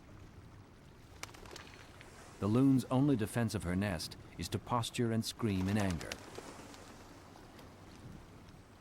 Yagers are known as the thugs of the Arctic. Extremely aggressive, they're experts at surviving any way they can, even stealing food out of the mouths of other birds, or in this case, a loon's nest.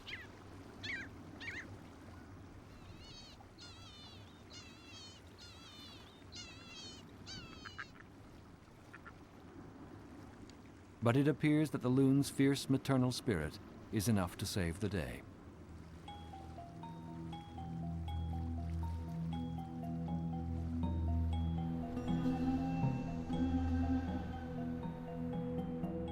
The wolf spider, as its name suggests, also has fierce maternal instincts. It's too cold and windy up here to spin a web, so the wolf spider attaches its egg sac to the tip of her abdomen as she hunts the barrens for food.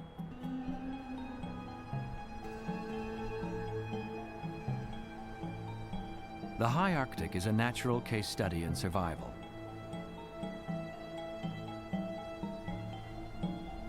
And those who study extreme environments also thrive in places like this.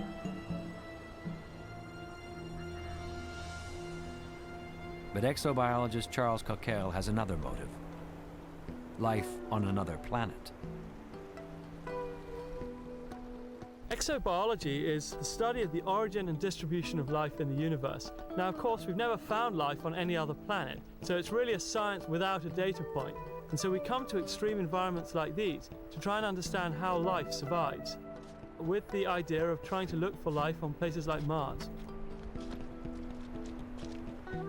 In the early history of Mars, there was probably liquid water on the surface, and if there were lakes, it's lakes like these that we would expect to be similar to what might have existed on Mars. So by studying the type of life that exists in these lakes today, we could get ideas of how to look for life on Mars and the sorts of things that we might expect to find.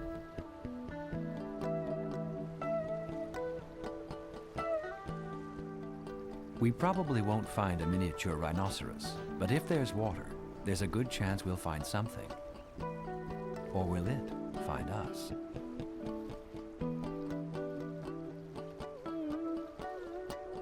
My own work focuses on cyanobacteria, blue-green algae. These are very primitive organisms, and we know from the fossil record that they were living over the surface of the Earth 3.5 billion years ago. And that's the same time when there was liquid water on Mars. So if we had one planet, in other words Earth, that was covered in life, and one planet, Mars, that was completely sterile, that would be incredible. And in fact, it would almost be a more incredible scientific discovery to find that there was never life on Mars at all. Is this what we'll find on Mars? Simple, single-celled, invisible to the naked eye, yet very alive? Impossible conditions for life does not mean life is impossible. And nature, at least the nature we know, remains mysterious on Earth and Mars.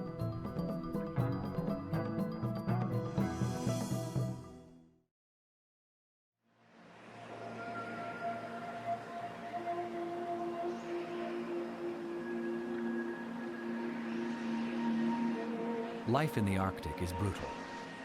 Life on Mars is worse. But eventually we will go. Our thirst to explore makes us human and inspires us to take great risks.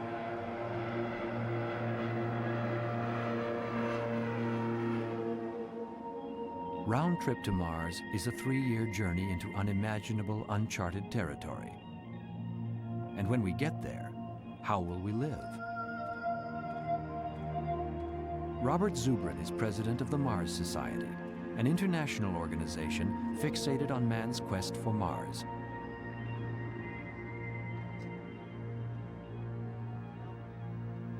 Zubrin has spent 3 years working with NASA to come to Devon Island and build the first Martian home. What we're building here is a combination habitat, laboratory, and workshop with a similar architecture to the kind of module we would actually fly to Mars on the first human mission to Mars. And what this station will allow us to do is continue that exploration, but conduct it in the style that it would have to be conducted on Mars, under the same constraints. And by trying to actually do real field exploration under those constraints, we're going to butt up against the kind of problems that people are going to face in conducting real field exploration on Mars.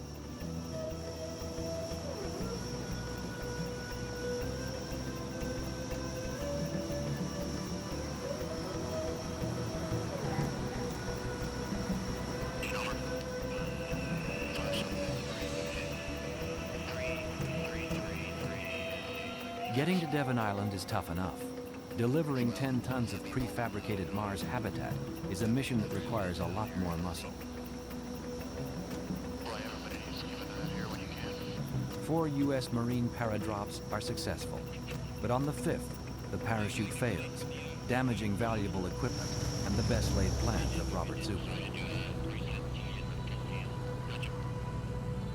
When our 5th paradrop failed, hey, some people thought we'd have to stop. And I said, no, because we have people here on site to find a way around the problem, okay? And that's going to be the difference. On a human Mars mission, the crew is going to be the strongest link in the chain. On Mars, the closest hardware store would be 119 million miles away. On Devon Island, it doesn't get much better. Zubrin must salvage his damaged equipment before starting construction on a job that will now take more time and a lot more effort. Yesterday, we had one of our key tests, which was could we lift 2,000-pound object, 24 feet tall? Could we lift it straight up and moor it in place? And we did. And what's happened today is we passed the second big test, which is can we lift up additional sections and make them and bolt them exactly to the ones already up. And now we've shown we can do that. So now we have to keep on going around in a circle. And if our calculations are correct, when it comes around in a circle, the 2 ends will meet and we'll have a structure.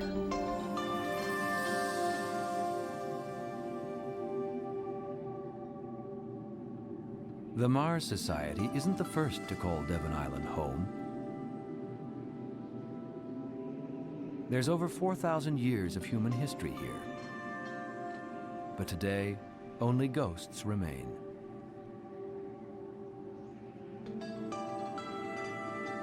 Dr. Robert McGee has studied the history of this unforgiving world for over 40 years. The first Inuit who moved from Alaska into Canada brought with them a very sophisticated maritime hunting technology based on hunting mainly the large bowhead whales, which are the biggest animals in the Arctic Sea. So they very rapidly developed an adaptation of the North Alaskan house. For rafters, they used the mandibles of bowhead whales, and which can be rafted together to cover these houses. Then the house would have been covered with walrus hide, or maybe beluga hide, something fairly heavy, and covered with turf and snow, so you had no trouble keeping yourself sheltered from the Arctic winter.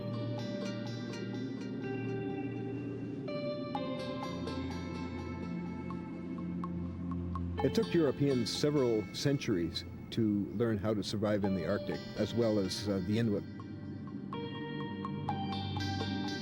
The first expeditions, which came in the 16th century, came in the summer. They planted corn and beans and peas in the Arctic to see if it would survive. And when they were stuck here in the winter, they were totally finished. They just had no idea where they were. In 1845, Sir John Franklin left England in search of the Northwest Passage and sailed straight into a frozen hell.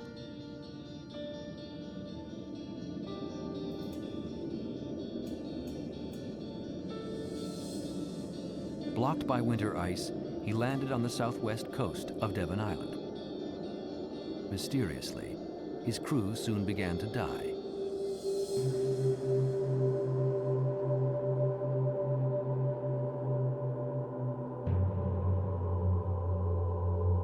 In 1982, forensic anthropologist Owen Beatty performed autopsies on the frozen remains of Franklin's men and found high levels of lead in their hair and fingernails. The source? A new invention he had brought with him, the tin can. Lead toxins from the solder binding the can together had leached into the food and slowly poisoned the crew. Franklin's expedition was doomed from the beginning. He thought he was well prepared for the Arctic, but never expected his own version of high technology would ultimately kill him.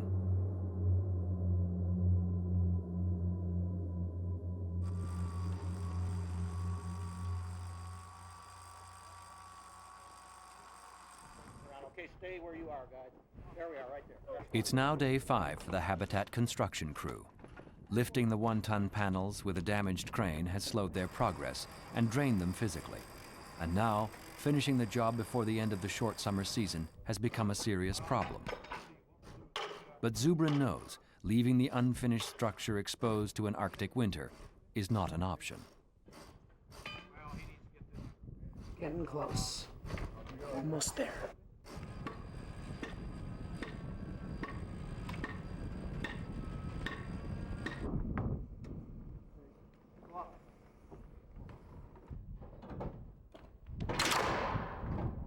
Finally, all 12 wall panels are up, but now the two ends don't meet. After another solid 24-hour day, they solve that problem too. My legs are aching, my muscles are aching, my voice is shot, but I feel about as good as a man can feel.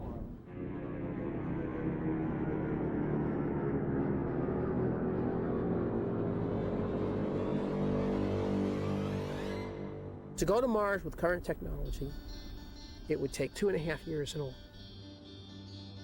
This may seem like an extraordinary amount of time, but you know, in the 19th century, people took 6 months to sail from England to Australia. They did it all the time. Okay, and many missions of exploration, like Lewis and Clark, were 2.5 to 3 years long. People are capable of doing this, and we're capable of doing this. 150 years ago, that's what John Franklin said too. And although the grave sites of his ill-fated crew are scattered across the Arctic, Franklin himself has never been found.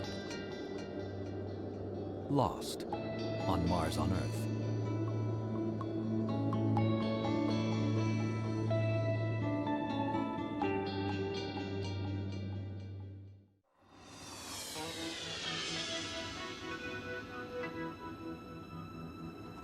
For the spirit of adventure it kindles, Mars remains at the forefront of the human imagination and as our next destination. Someday, we will take a walk on Mars. We can only guess what secrets it will reveal. But for all the risks, there's no shortage of astronauts ready to accept the challenge of our lifetime. I think going to Mars is going to be an adventure, and it will have its risks involved with getting there. I think it would be extremely exciting if I had the opportunity to head to Mars.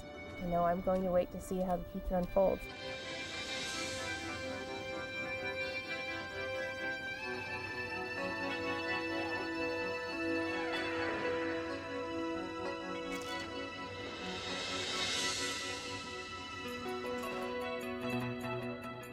Mars is not the destination, it's the direction. All the planets in our solar system other than the Earth, it's the only one that has on it all the resources needed to support life, and therefore someday a new branch of human civilization. For our generation, Mars is the new world. Congratulations. This fight. Well done, you turkeys. I would have never believed it, not in a million years. The conditions for life seem to exist on Mars. At the same time, it's a very extreme planet. There's possible toxic chemicals in the surface soil of Mars. There's very high ultraviolet radiation. So ultimately, we don't really know how life would have coped with those extremes. And we can only really tell by actually going there and exploring the planet.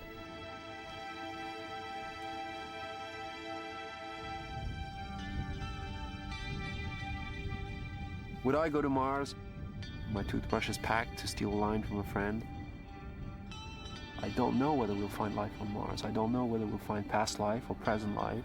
I don't know whether humans will actually have a future on Mars. Some people believe that it's a human destiny to travel to other planets. I don't know.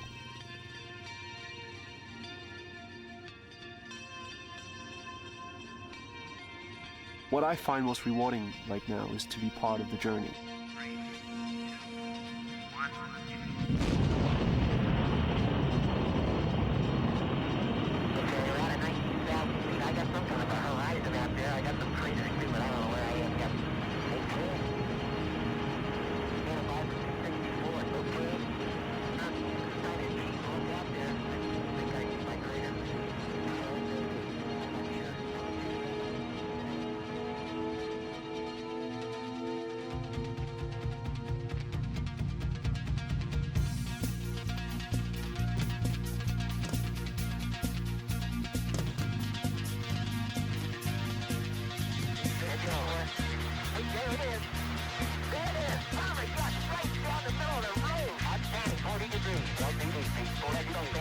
I can't believe it.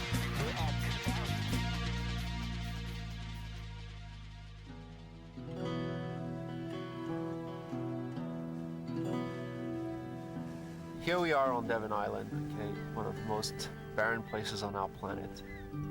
It is by understanding the details of why this place might be like Mars and why this place is actually different from Mars, we will gain a better understanding of both Mars and the Earth.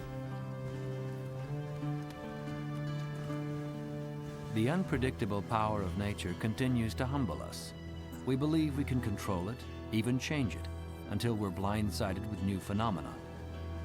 800 years ago, the Inuit on Devon Island, well adapted to the Arctic for over 4,000 winters, were surprised by a mini ice age. Unable to cope, they had to leave or starve. Since then, it has remained the largest uninhabited island in the world.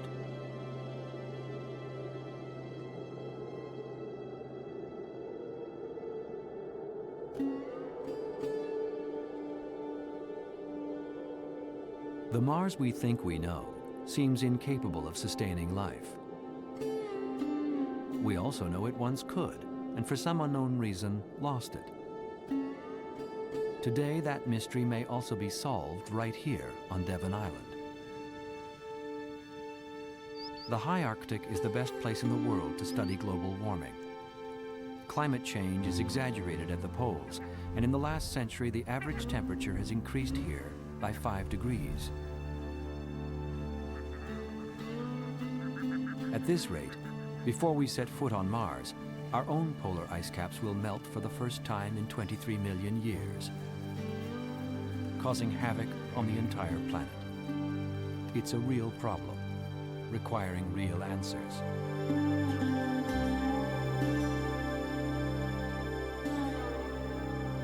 Over the past few years, we've begun to realize that there's actually an ozone hole opening up over the Arctic, which means that the levels of ultraviolet radiation here is increasing. And it's a result of the behavior of 6 billion badly behaved monkeys on the surface of the Earth. And all the work we do here will really help us not just to understand life in extreme environments, but the impact that humans might have on sensitive ecosystems like this.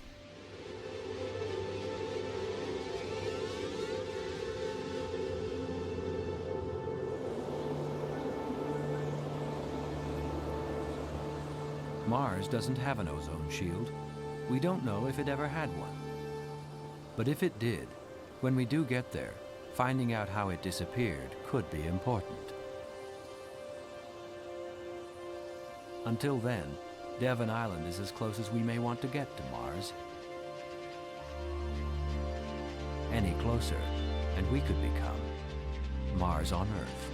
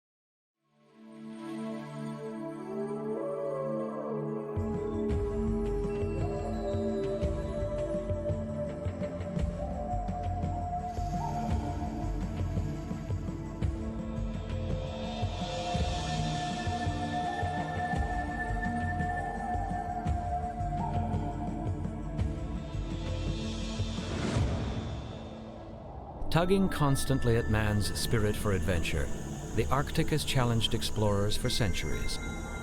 For most, the prize was the North Pole, but to get there, the journey often began here, on Ellesmere Island. This land of terrible beauty has lured many hardy souls seeking adventure, but who found only suffering or death. And it's been said that Ellesmere has the highest misery per visitor ratio in the world. One man knows the extreme allure of this island well. Jerry Kobalenko has walked more miles here than any living explorer. Defying the laws of the Arctic, he travels alone, following in the footsteps of the early explorers, learning from their mistakes and misery.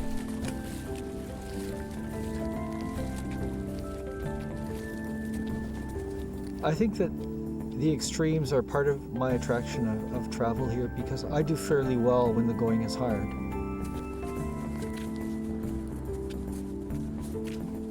I wouldn't define a love of extremes as a drug. It's just it's a home. And I think home is not where you live, it's where you belong.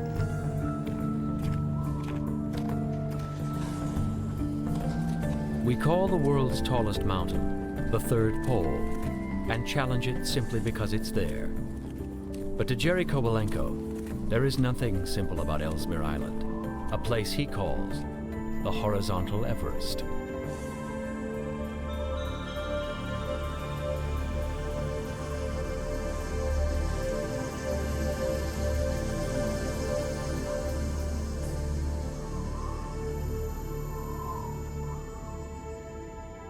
Think of the little metal disc that sits on top of a globe.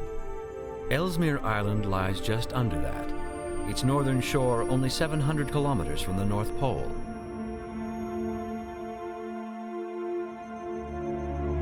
An island almost the size of Great Britain, but with an average annual temperature of minus 20 degrees Celsius and less than 20 centimeters of precipitation a year.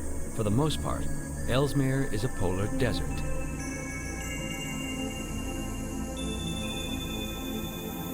On first glance, life seems impossible here. But nature has made a pact with Ellesmere, a devil's bargain.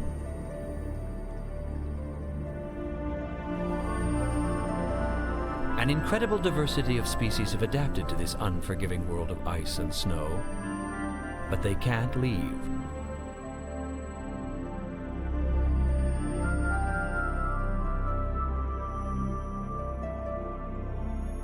Their unique metabolisms thrive in the cold, but would fail any further south.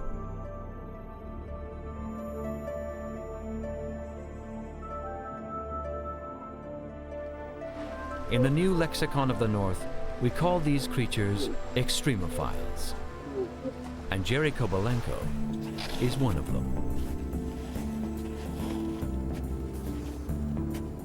I've always enjoyed the cold. The air is like chilled champagne. It's just beautiful. Every year for the past 15 years, Jerry's left family and friends behind to spend 4 months alone on Ellesmere Island. He hauls all he needs to survive on a single sled and has traveled over 6,000 kilometers, more than any other living Arctic explorer.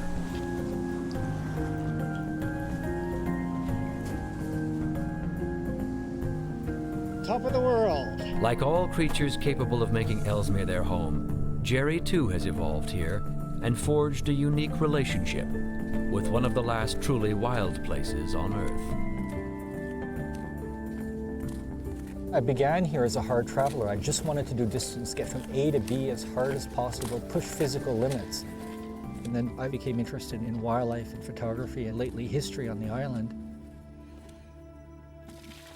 So in a way, I've become a hard traveling student of the island. Oh, that hurts.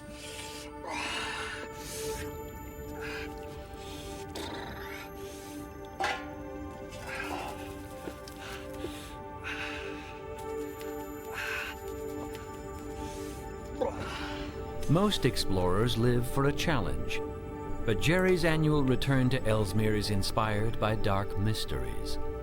Clues to what happens when the human mind collides with the unforgiving realities of the North.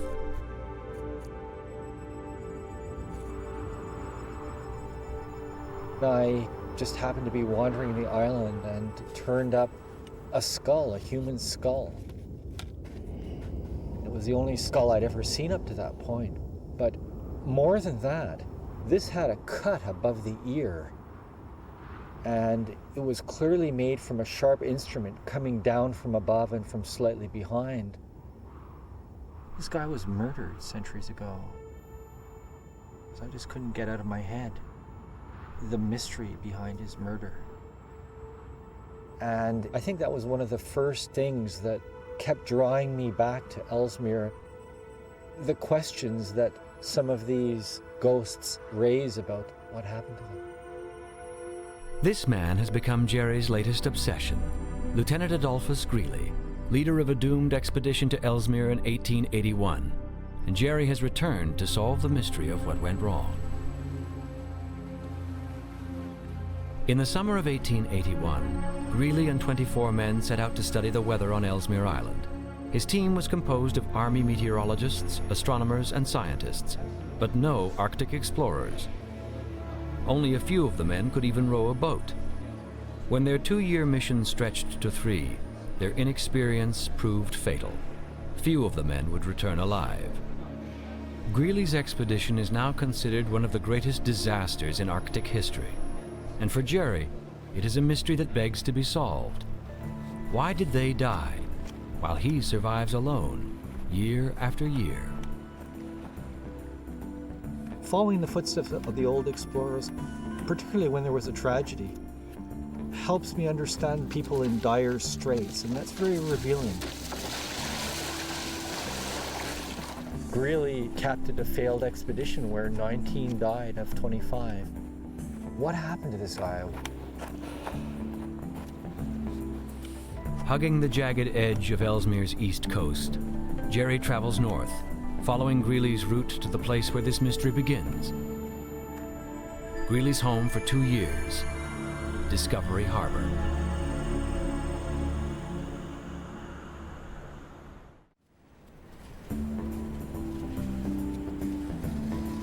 It is late spring on Ellesmere Island, and the ice is melting quickly. For Jerry Kobalenko, it's the best time of year to do some exploring. But then, he knows what he's doing.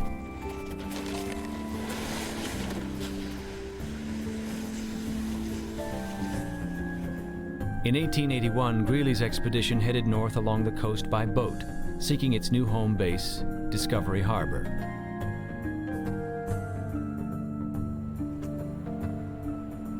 Yeah, this is the end of the road. This bleak coastline was to become home to 25 men for 2 years. Their ship arrived on August 13, 1881. Greely christened the site Fort Conger, named after one of his political allies back home in Washington.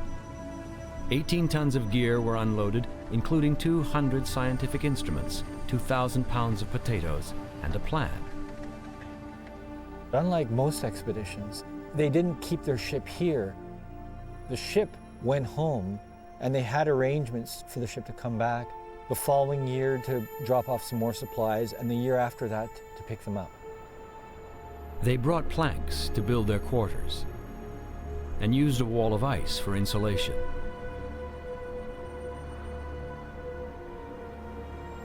Greely was the Army's top weatherman. He had his men collect data on weather every hour. Soon enough, they would experience Ellesmere's climate in their bones. The sun disappears here in late October, and it doesn't rise till the 3rd week of February. It's quite common for it to be minus 58 or 59 Celsius. It was cold enough at Fort Conger one year that when some men put whiskey outside, it froze solid. And so a few of them had the chance to eat hard liquor. Their heat came from coal, dug out of a natural seam 7 kilometers away. It was the main reason Greely was drawn to Discovery Harbor. Today, his stove is the largest artifact that remains. This is Greely's stove. They ate their bacon, their bully beef, and their beans on this stove. But when the first explorers after Greely came and looked inside, they found human skulls. Greely plundered a lot of Inuit graves and put them in the stove for safekeeping before he left. In that time, anything like that was archaeological research. All the skulls are gone now, and all that's left inside is some fox droppings. Evidence of the expedition litters the Fort Conger site. Artifacts are almost perfectly preserved in the dry Arctic air. But so far, there are no clues here to the tragedy that awaited Greely and his men.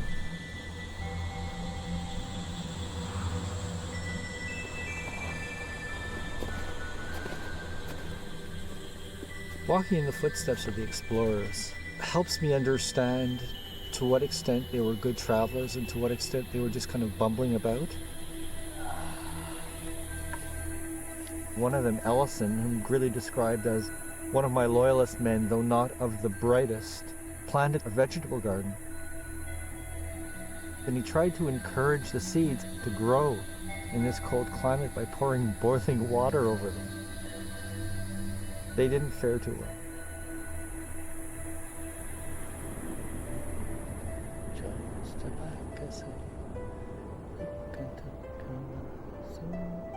Greely knew his men would be happier with fresh meat than tinned beef, so the men searched the island for game. They discovered a strange menagerie of creatures who thrived in this barren landscape. Among them, the world's largest hare, the Arctic hare. Weighing in at 6 kilograms, it is cat-sized, but with a remarkable trick for escaping predators like the Arctic fox. Leaping upright allows them to reach speeds of up to 50 kilometers an hour, making them the fastest animal in the Arctic.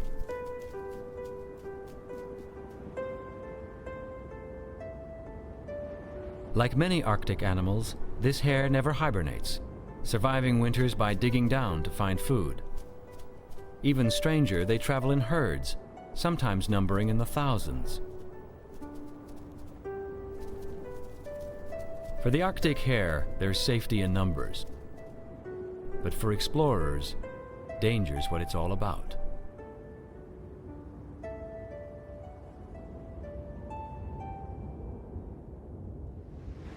During the winter of 1882, Greely set aside science for dreams of glory. He ordered his men to head north to set new records in exploration. They returned frostbitten and snowblind. For Greely's generation, the Arctic was known as the Circle of Mysteries. No one knew what lay between here and the North Pole, so Greely sent his men to Greenland, where they set a new latitude record by 6 kilometers. But the Arctic's Mount Everest, the North Pole, would await this man, Commander Robert E. Peary, who claimed the pole a generation later. When Peary came to Fort Conger, Greely had been gone for about 20 years, and he found this huge edifice that Greely had built. Peary called it this great barn of a place. He demolished it, and he built these 3 small cabins that he felt were much more efficient. He first reached Fort Conger in the middle of the winter, the polar night. He froze his toes. And here, at this very place, he had to have his doctor cut off 8 of those toes without anesthetic. He lay here in agony for months.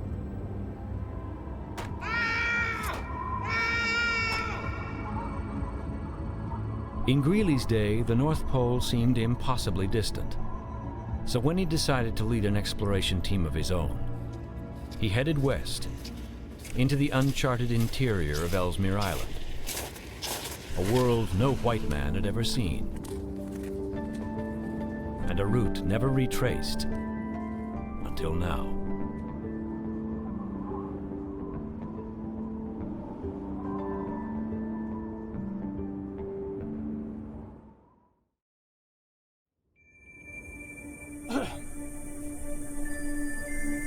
In the spring of 1882, Lieutenant Adolphus Greely led 4 men into the interior of Ellesmere Island.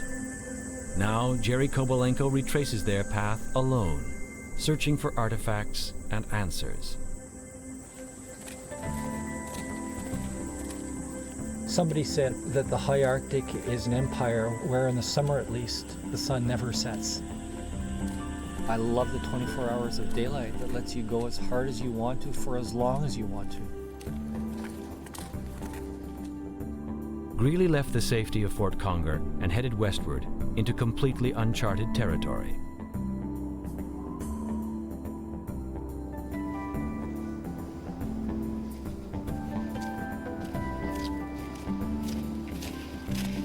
He found a glacier left over from the last ice age, 50 kilometers long and 10 wide. He named it Henrietta, after his wife. Greely wrote to her constantly. "When I get back to you, have no fear that I will ever be willing to leave you again. One such separation is enough for a lifetime."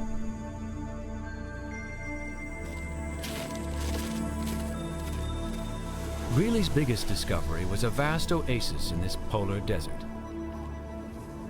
At 500 square kilometers, this is the largest lake in the high north. Greely named it Lake Hazen, for a general he knew during the American Civil War.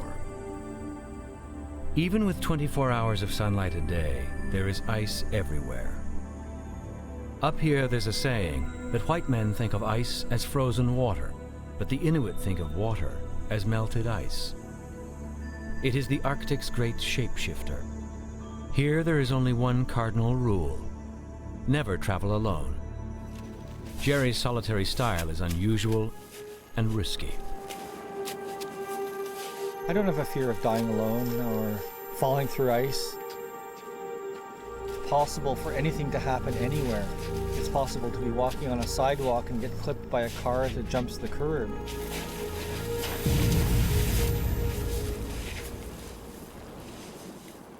On my first expedition, I had a fall through the ice and it really shook me.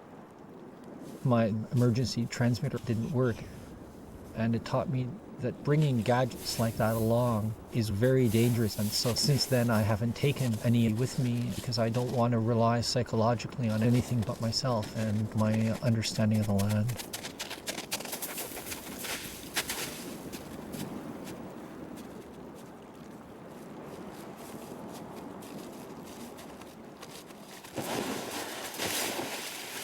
As a walker, feet are absolutely the most important part of your body, and you have to treat them like they're gold. As long as you have your wheels, you can make tracks, but the minute the wheels fall off, you're in trouble.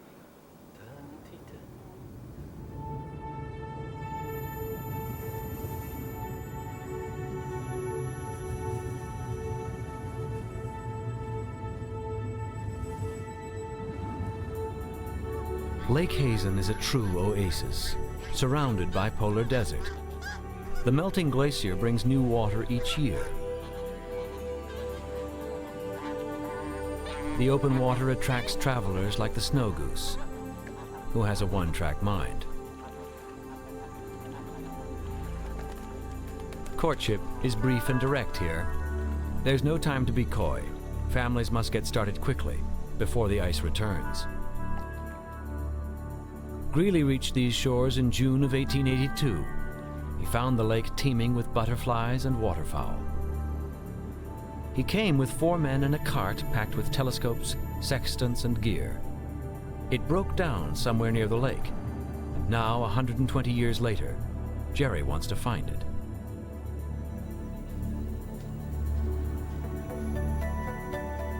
This side of Hazen has a face that only a mother could love, really. This is a polar desert, so you're not getting a lot of swamp.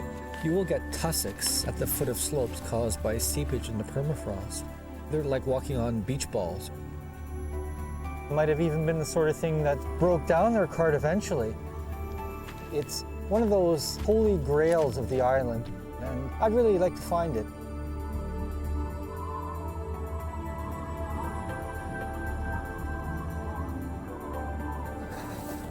Greely's men dragged their cart 200 kilometers before its wheels finally fell off. but no one knows where. We do know that Greely and his men celebrated the 4th of July with rum and lime by the water's edge.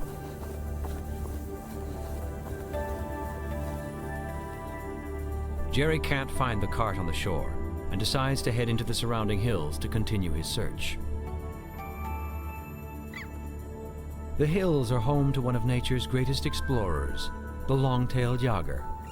It migrates up to 15,000 kilometers to nest only here in the high Arctic. Greely made notes on his next find, the wildflowers that explode on these hillsides for only a few weeks each year. Greely's journal at the Library of Congress, he talks about how everyone went through a brief flower craze when they were gathering flowers and pressing them to bring south. And sure enough, there were still dried flowers in Greely's journal.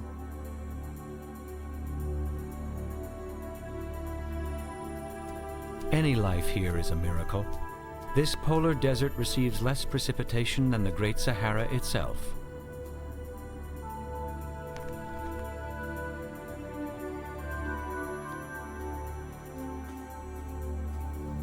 Well, 120 years later, the cart is obviously going to have changed from when Greely left it. But this area is so dry, so cold, that it will not have rotted. The metal pieces of the wheel will be intact. There'll be a lot of old timbers that'll still be around. Nothing, it seems, ever disappears on Ellesmere. Clues can last for centuries. Even the dead find it hard to hide.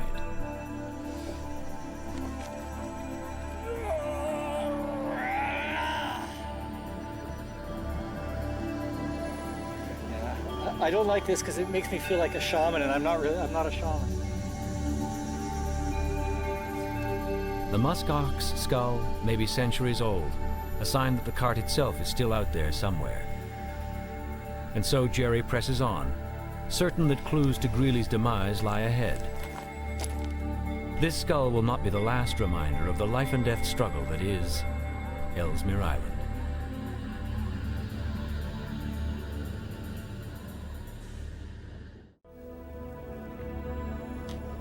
Jerry Kobalenko continues his search for Greely's cart. He travels westward on Ellesmere Island and enters a terrain where hooves, not wheels, are the best way to get around.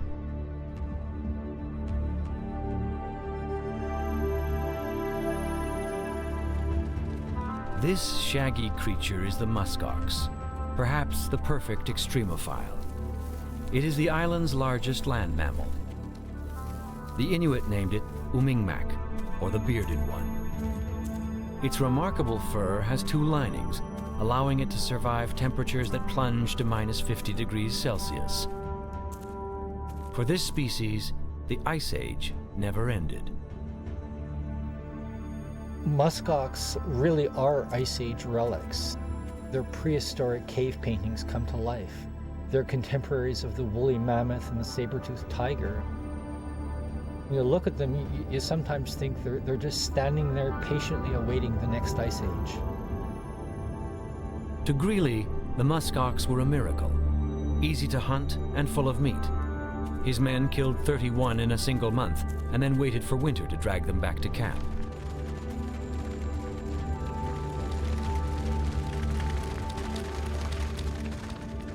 Jerry has spent years planning his search for Greely's cart.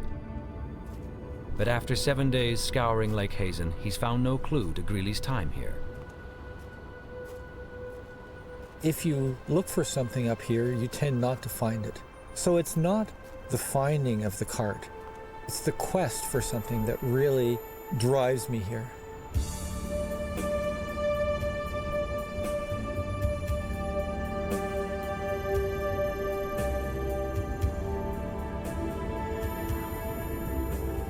But where did Greely go next?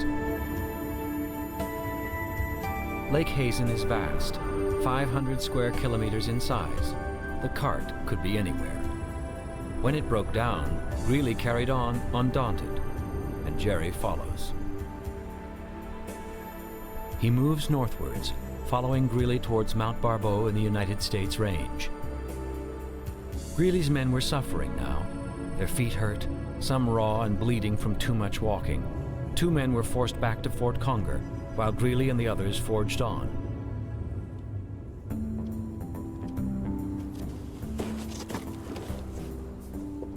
Jerry follows them into an Ice Age landscape. No one knows if the glaciers of Ellesmere are the remains of the last great age of ice that ended 10,000 years ago. In fact, no one knows how many glaciers are on the island. There could be hundreds, but their power is undeniable. Like mammoth, slow-moving bulldozers, they scoured this landscape, leaving behind boulders the size of houses, scattered erratically on these flat, barren plateaus. And here they serve a unique purpose. The rocks trap the sun's heat. Plants take root and thrive on these small islands of warmth. To us, rocks are solid, but to moss, they are full of holes, filled with life-giving moisture. This boulder is like a greenhouse, heating up during the day and staying warm all night. It creates a microclimate, and often, even when there's snow on the ground, allows insects, like the caterpillar, to come alive. These are called woolly bears, another extremophile designed especially for survival in the cold.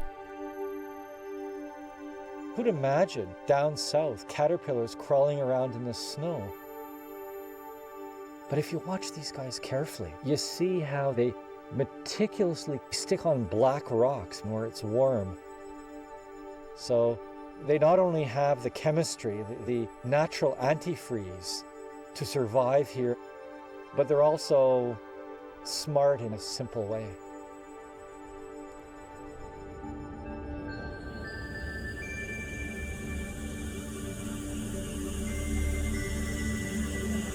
Jerry heads north into a mountain range buried in ice. Greely never got this far, but Jerry can't resist the lure of a new challenge, even though climbing alone is risky.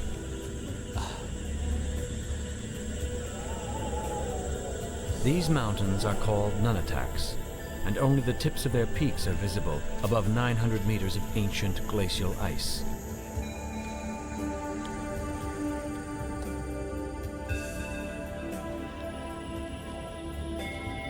The most unique mountain of them all is Mount Barbeau, 150 kilometers west of Fort Conger. At 2,600 meters, it is the largest mountain in North America east of the Rockies.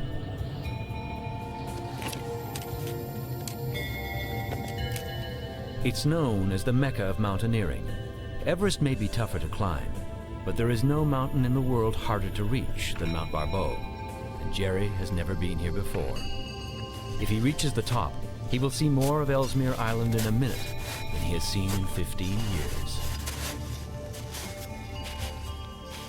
I've always said that I go for high latitudes, not high altitudes. And here I'm both.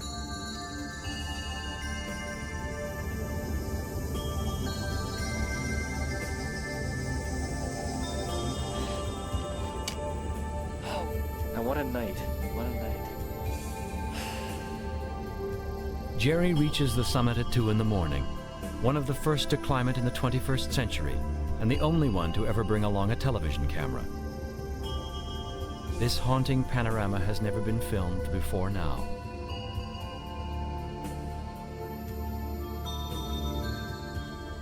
From here, it's all downhill to the Rocky Mountains to the west, and all downhill to Mexico to the south. We're 8,700 feet at the top of the world.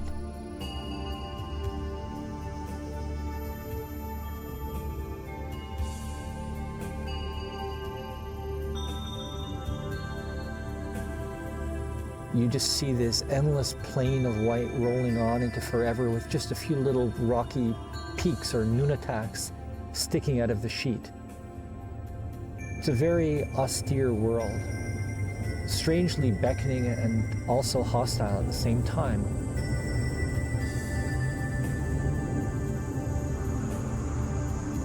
From the summit of Mount Barbeau, Jerry can see the route Greely and his men took to escape Ellesmere. For him, the mystery prevails. Why did so many of Greely's men perish? And how can one man thrive while others are destroyed by the same ice world?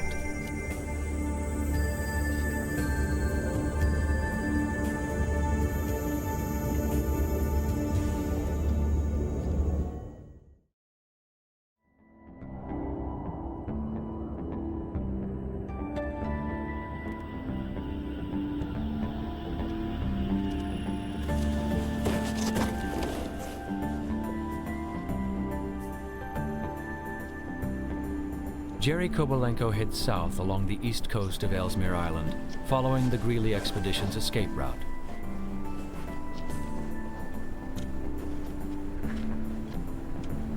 In the spring of 1883, their rescue ship fails to arrive. After 721 days alone, Greely orders his men into a ragtag flotilla of boats. They will head south through more than 400 kilometers of ice-choked waters. Their destination is a small outcrop of rock called Pim Island.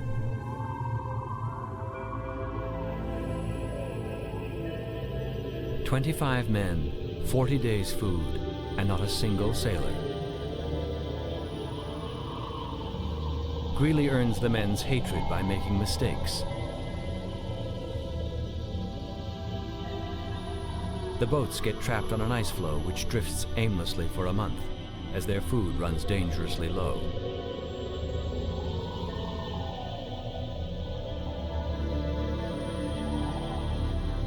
One crewman writes of Greely, "This man, I cannot call him a gentleman, comes among us like a serpent in Eden and creates eternal hatred towards himself."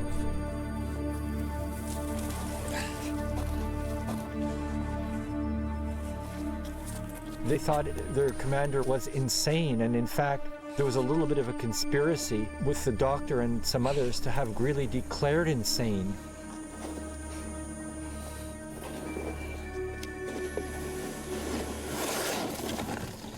But what they didn't realize was that the supply ship was not blocked by ice, but that it had been caught in the ice and crushed like a walnut is crushed by a nutcracker. And so it was at the bottom of Kane Basin. There was nobody coming for them. Greely had no way of knowing this. Incredibly, after a grim 59-day journey, they reached their destination safely, Pim Island, on Ellesmere's southeast coast. Ancient stones are thrown together to create a tiny makeshift shelter. Their roof is a tarpaulin, stretched over their last boat. 6 months of darkness lie ahead, and just 2 months of food.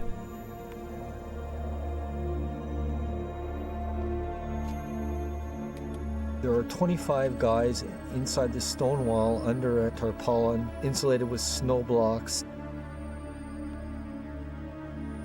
They had a scale that measured to the 16th of an ounce. So the guy next to you would not get 1 pea or 1 sliver of bully beef more than you. They seem to have opened some of their tin cans anyway. The really old-fashioned way. They took a knife and they cut across and then they peeled back the corners. Now, with only a month of daylight remaining, Greely orders his men to find food anywhere they can. Most look for supplies left by other expeditions, with little luck. The ice begins to clog the waters. The strongest take rifles and look for anything to kill. In a region with names like Thank God Harbor and Lifeboat Cove, no one gives this place a hopeful name.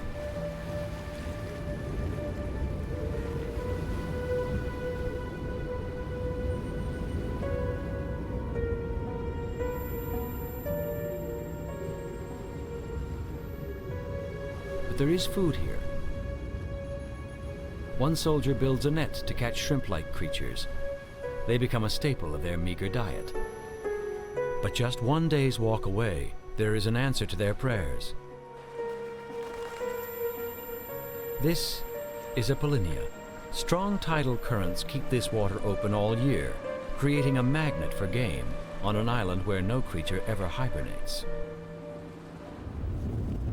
This is definitely something you don't want to do at 40 below. 40 below kayak. It's what adventurers who haven't been nice to their mothers are sentenced to in hell.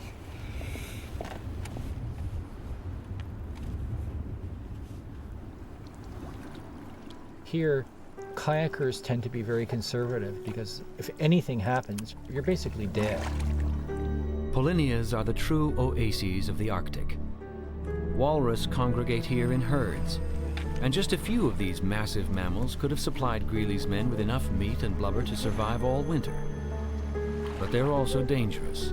Able hunters, they eat seals. In a kayak, walrus are really the only danger. Walrus are in fact the most dangerous animal in the Arctic. Their heads are just huge and their eyes are big and bloodshot, and they just stare at you and you're just kind of wondering what they think. They're also very clever, using their tusks to haul their huge weight onto ice floes. Weighing in at over a ton, they're strong enough to flip any boat or kayak that comes near. The explorers told stories of walrus taking a man between his flippers and sucking all the flesh off his face like they do with clams. This polynya could have fed Greely's men for months, and yet they never found it. Just a day's walk from their camp. Polynyas attract every kind of creature. The tempering warmth of open water even helps keep the surrounding hills clear of snow, allowing muskox to feed here as well. There are so many muskox not far away that a much more competent explorer who came 15 years later established hunting camps not far from this area. So had Greely come here and worked this area a little bit more, it's very likely they would all have survived.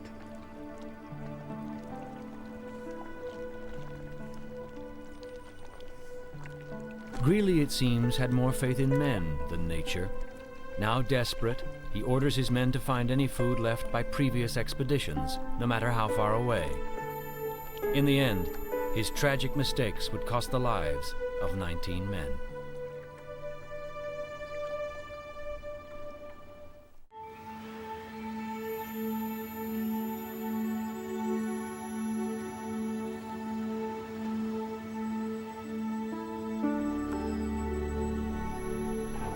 Spring at the polynya on southeastern Ellesmere Island.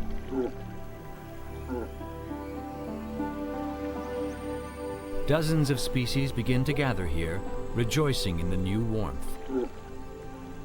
This smorgasbord of wildlife was ignored by the ill-fated Greely expedition. No animal here need fear their rifles. The hunters were too weak to leave their camp, even to save their own lives.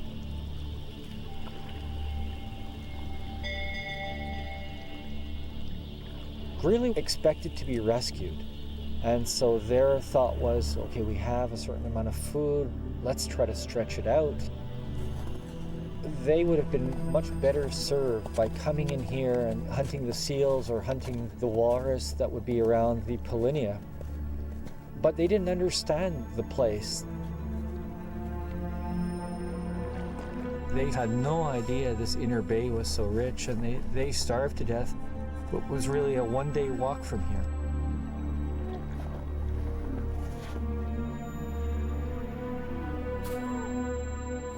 By the spring of 1884, none of the men is strong enough to walk for more than an hour or two.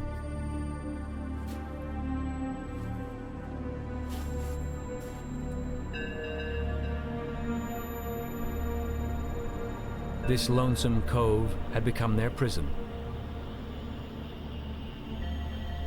A few animals wander within rifle range of the camp, but it's too little, too late.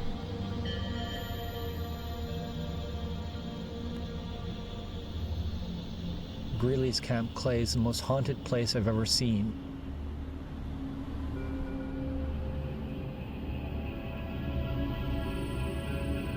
Sealskin pants are boiled and eaten.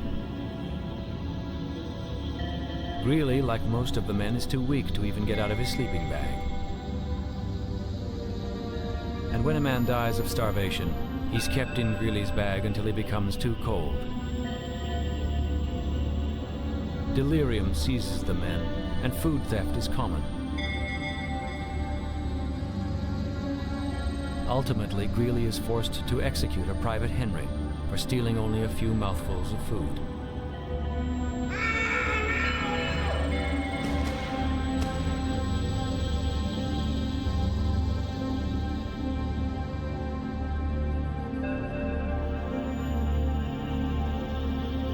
Three weeks later, on June 22nd, 1884, the rescue ship arrives.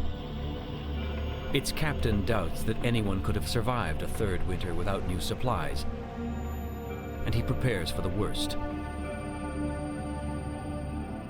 They find only 6 men left. 19 have died. Miraculously, Greely himself has survived by sheer force of will. The emaciated survivors are brought on board ship. So are the dead, and here the crew discovers an awful secret. Some of the bodies seem to have been sliced up for food. Greely denies any knowledge, and so do the rest of his men. At home, news headlines call it the shame of the nation.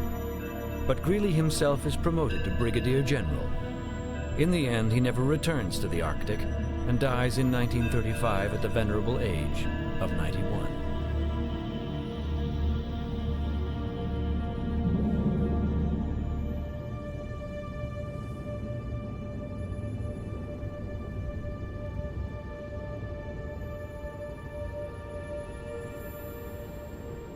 After 3 years of scientific study on Ellesmere Island, Greely never did learn the Arctic's singular lesson. Life survives here only by adapting and becoming part of the Arctic, thriving on its extreme conditions. Humility is the only rule. Those who disobey disappear.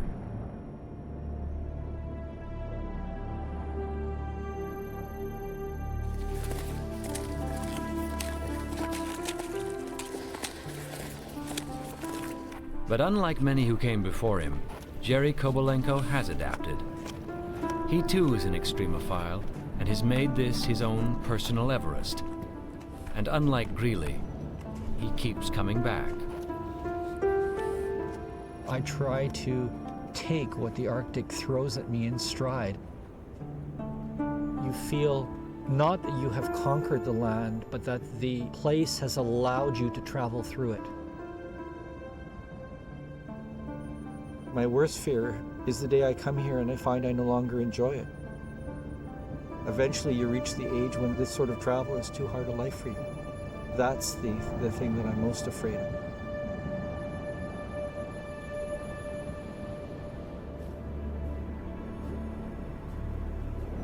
The nameless skull that inspires Jerry Kovalenko to return again and again to his mountain of an island rests on a carpet of lush green moss. Nitrogen is in short supply in the lean Arctic topsoil, and here the land itself literally sucks it out of the bone. On Ellesmere, death always nourishes life.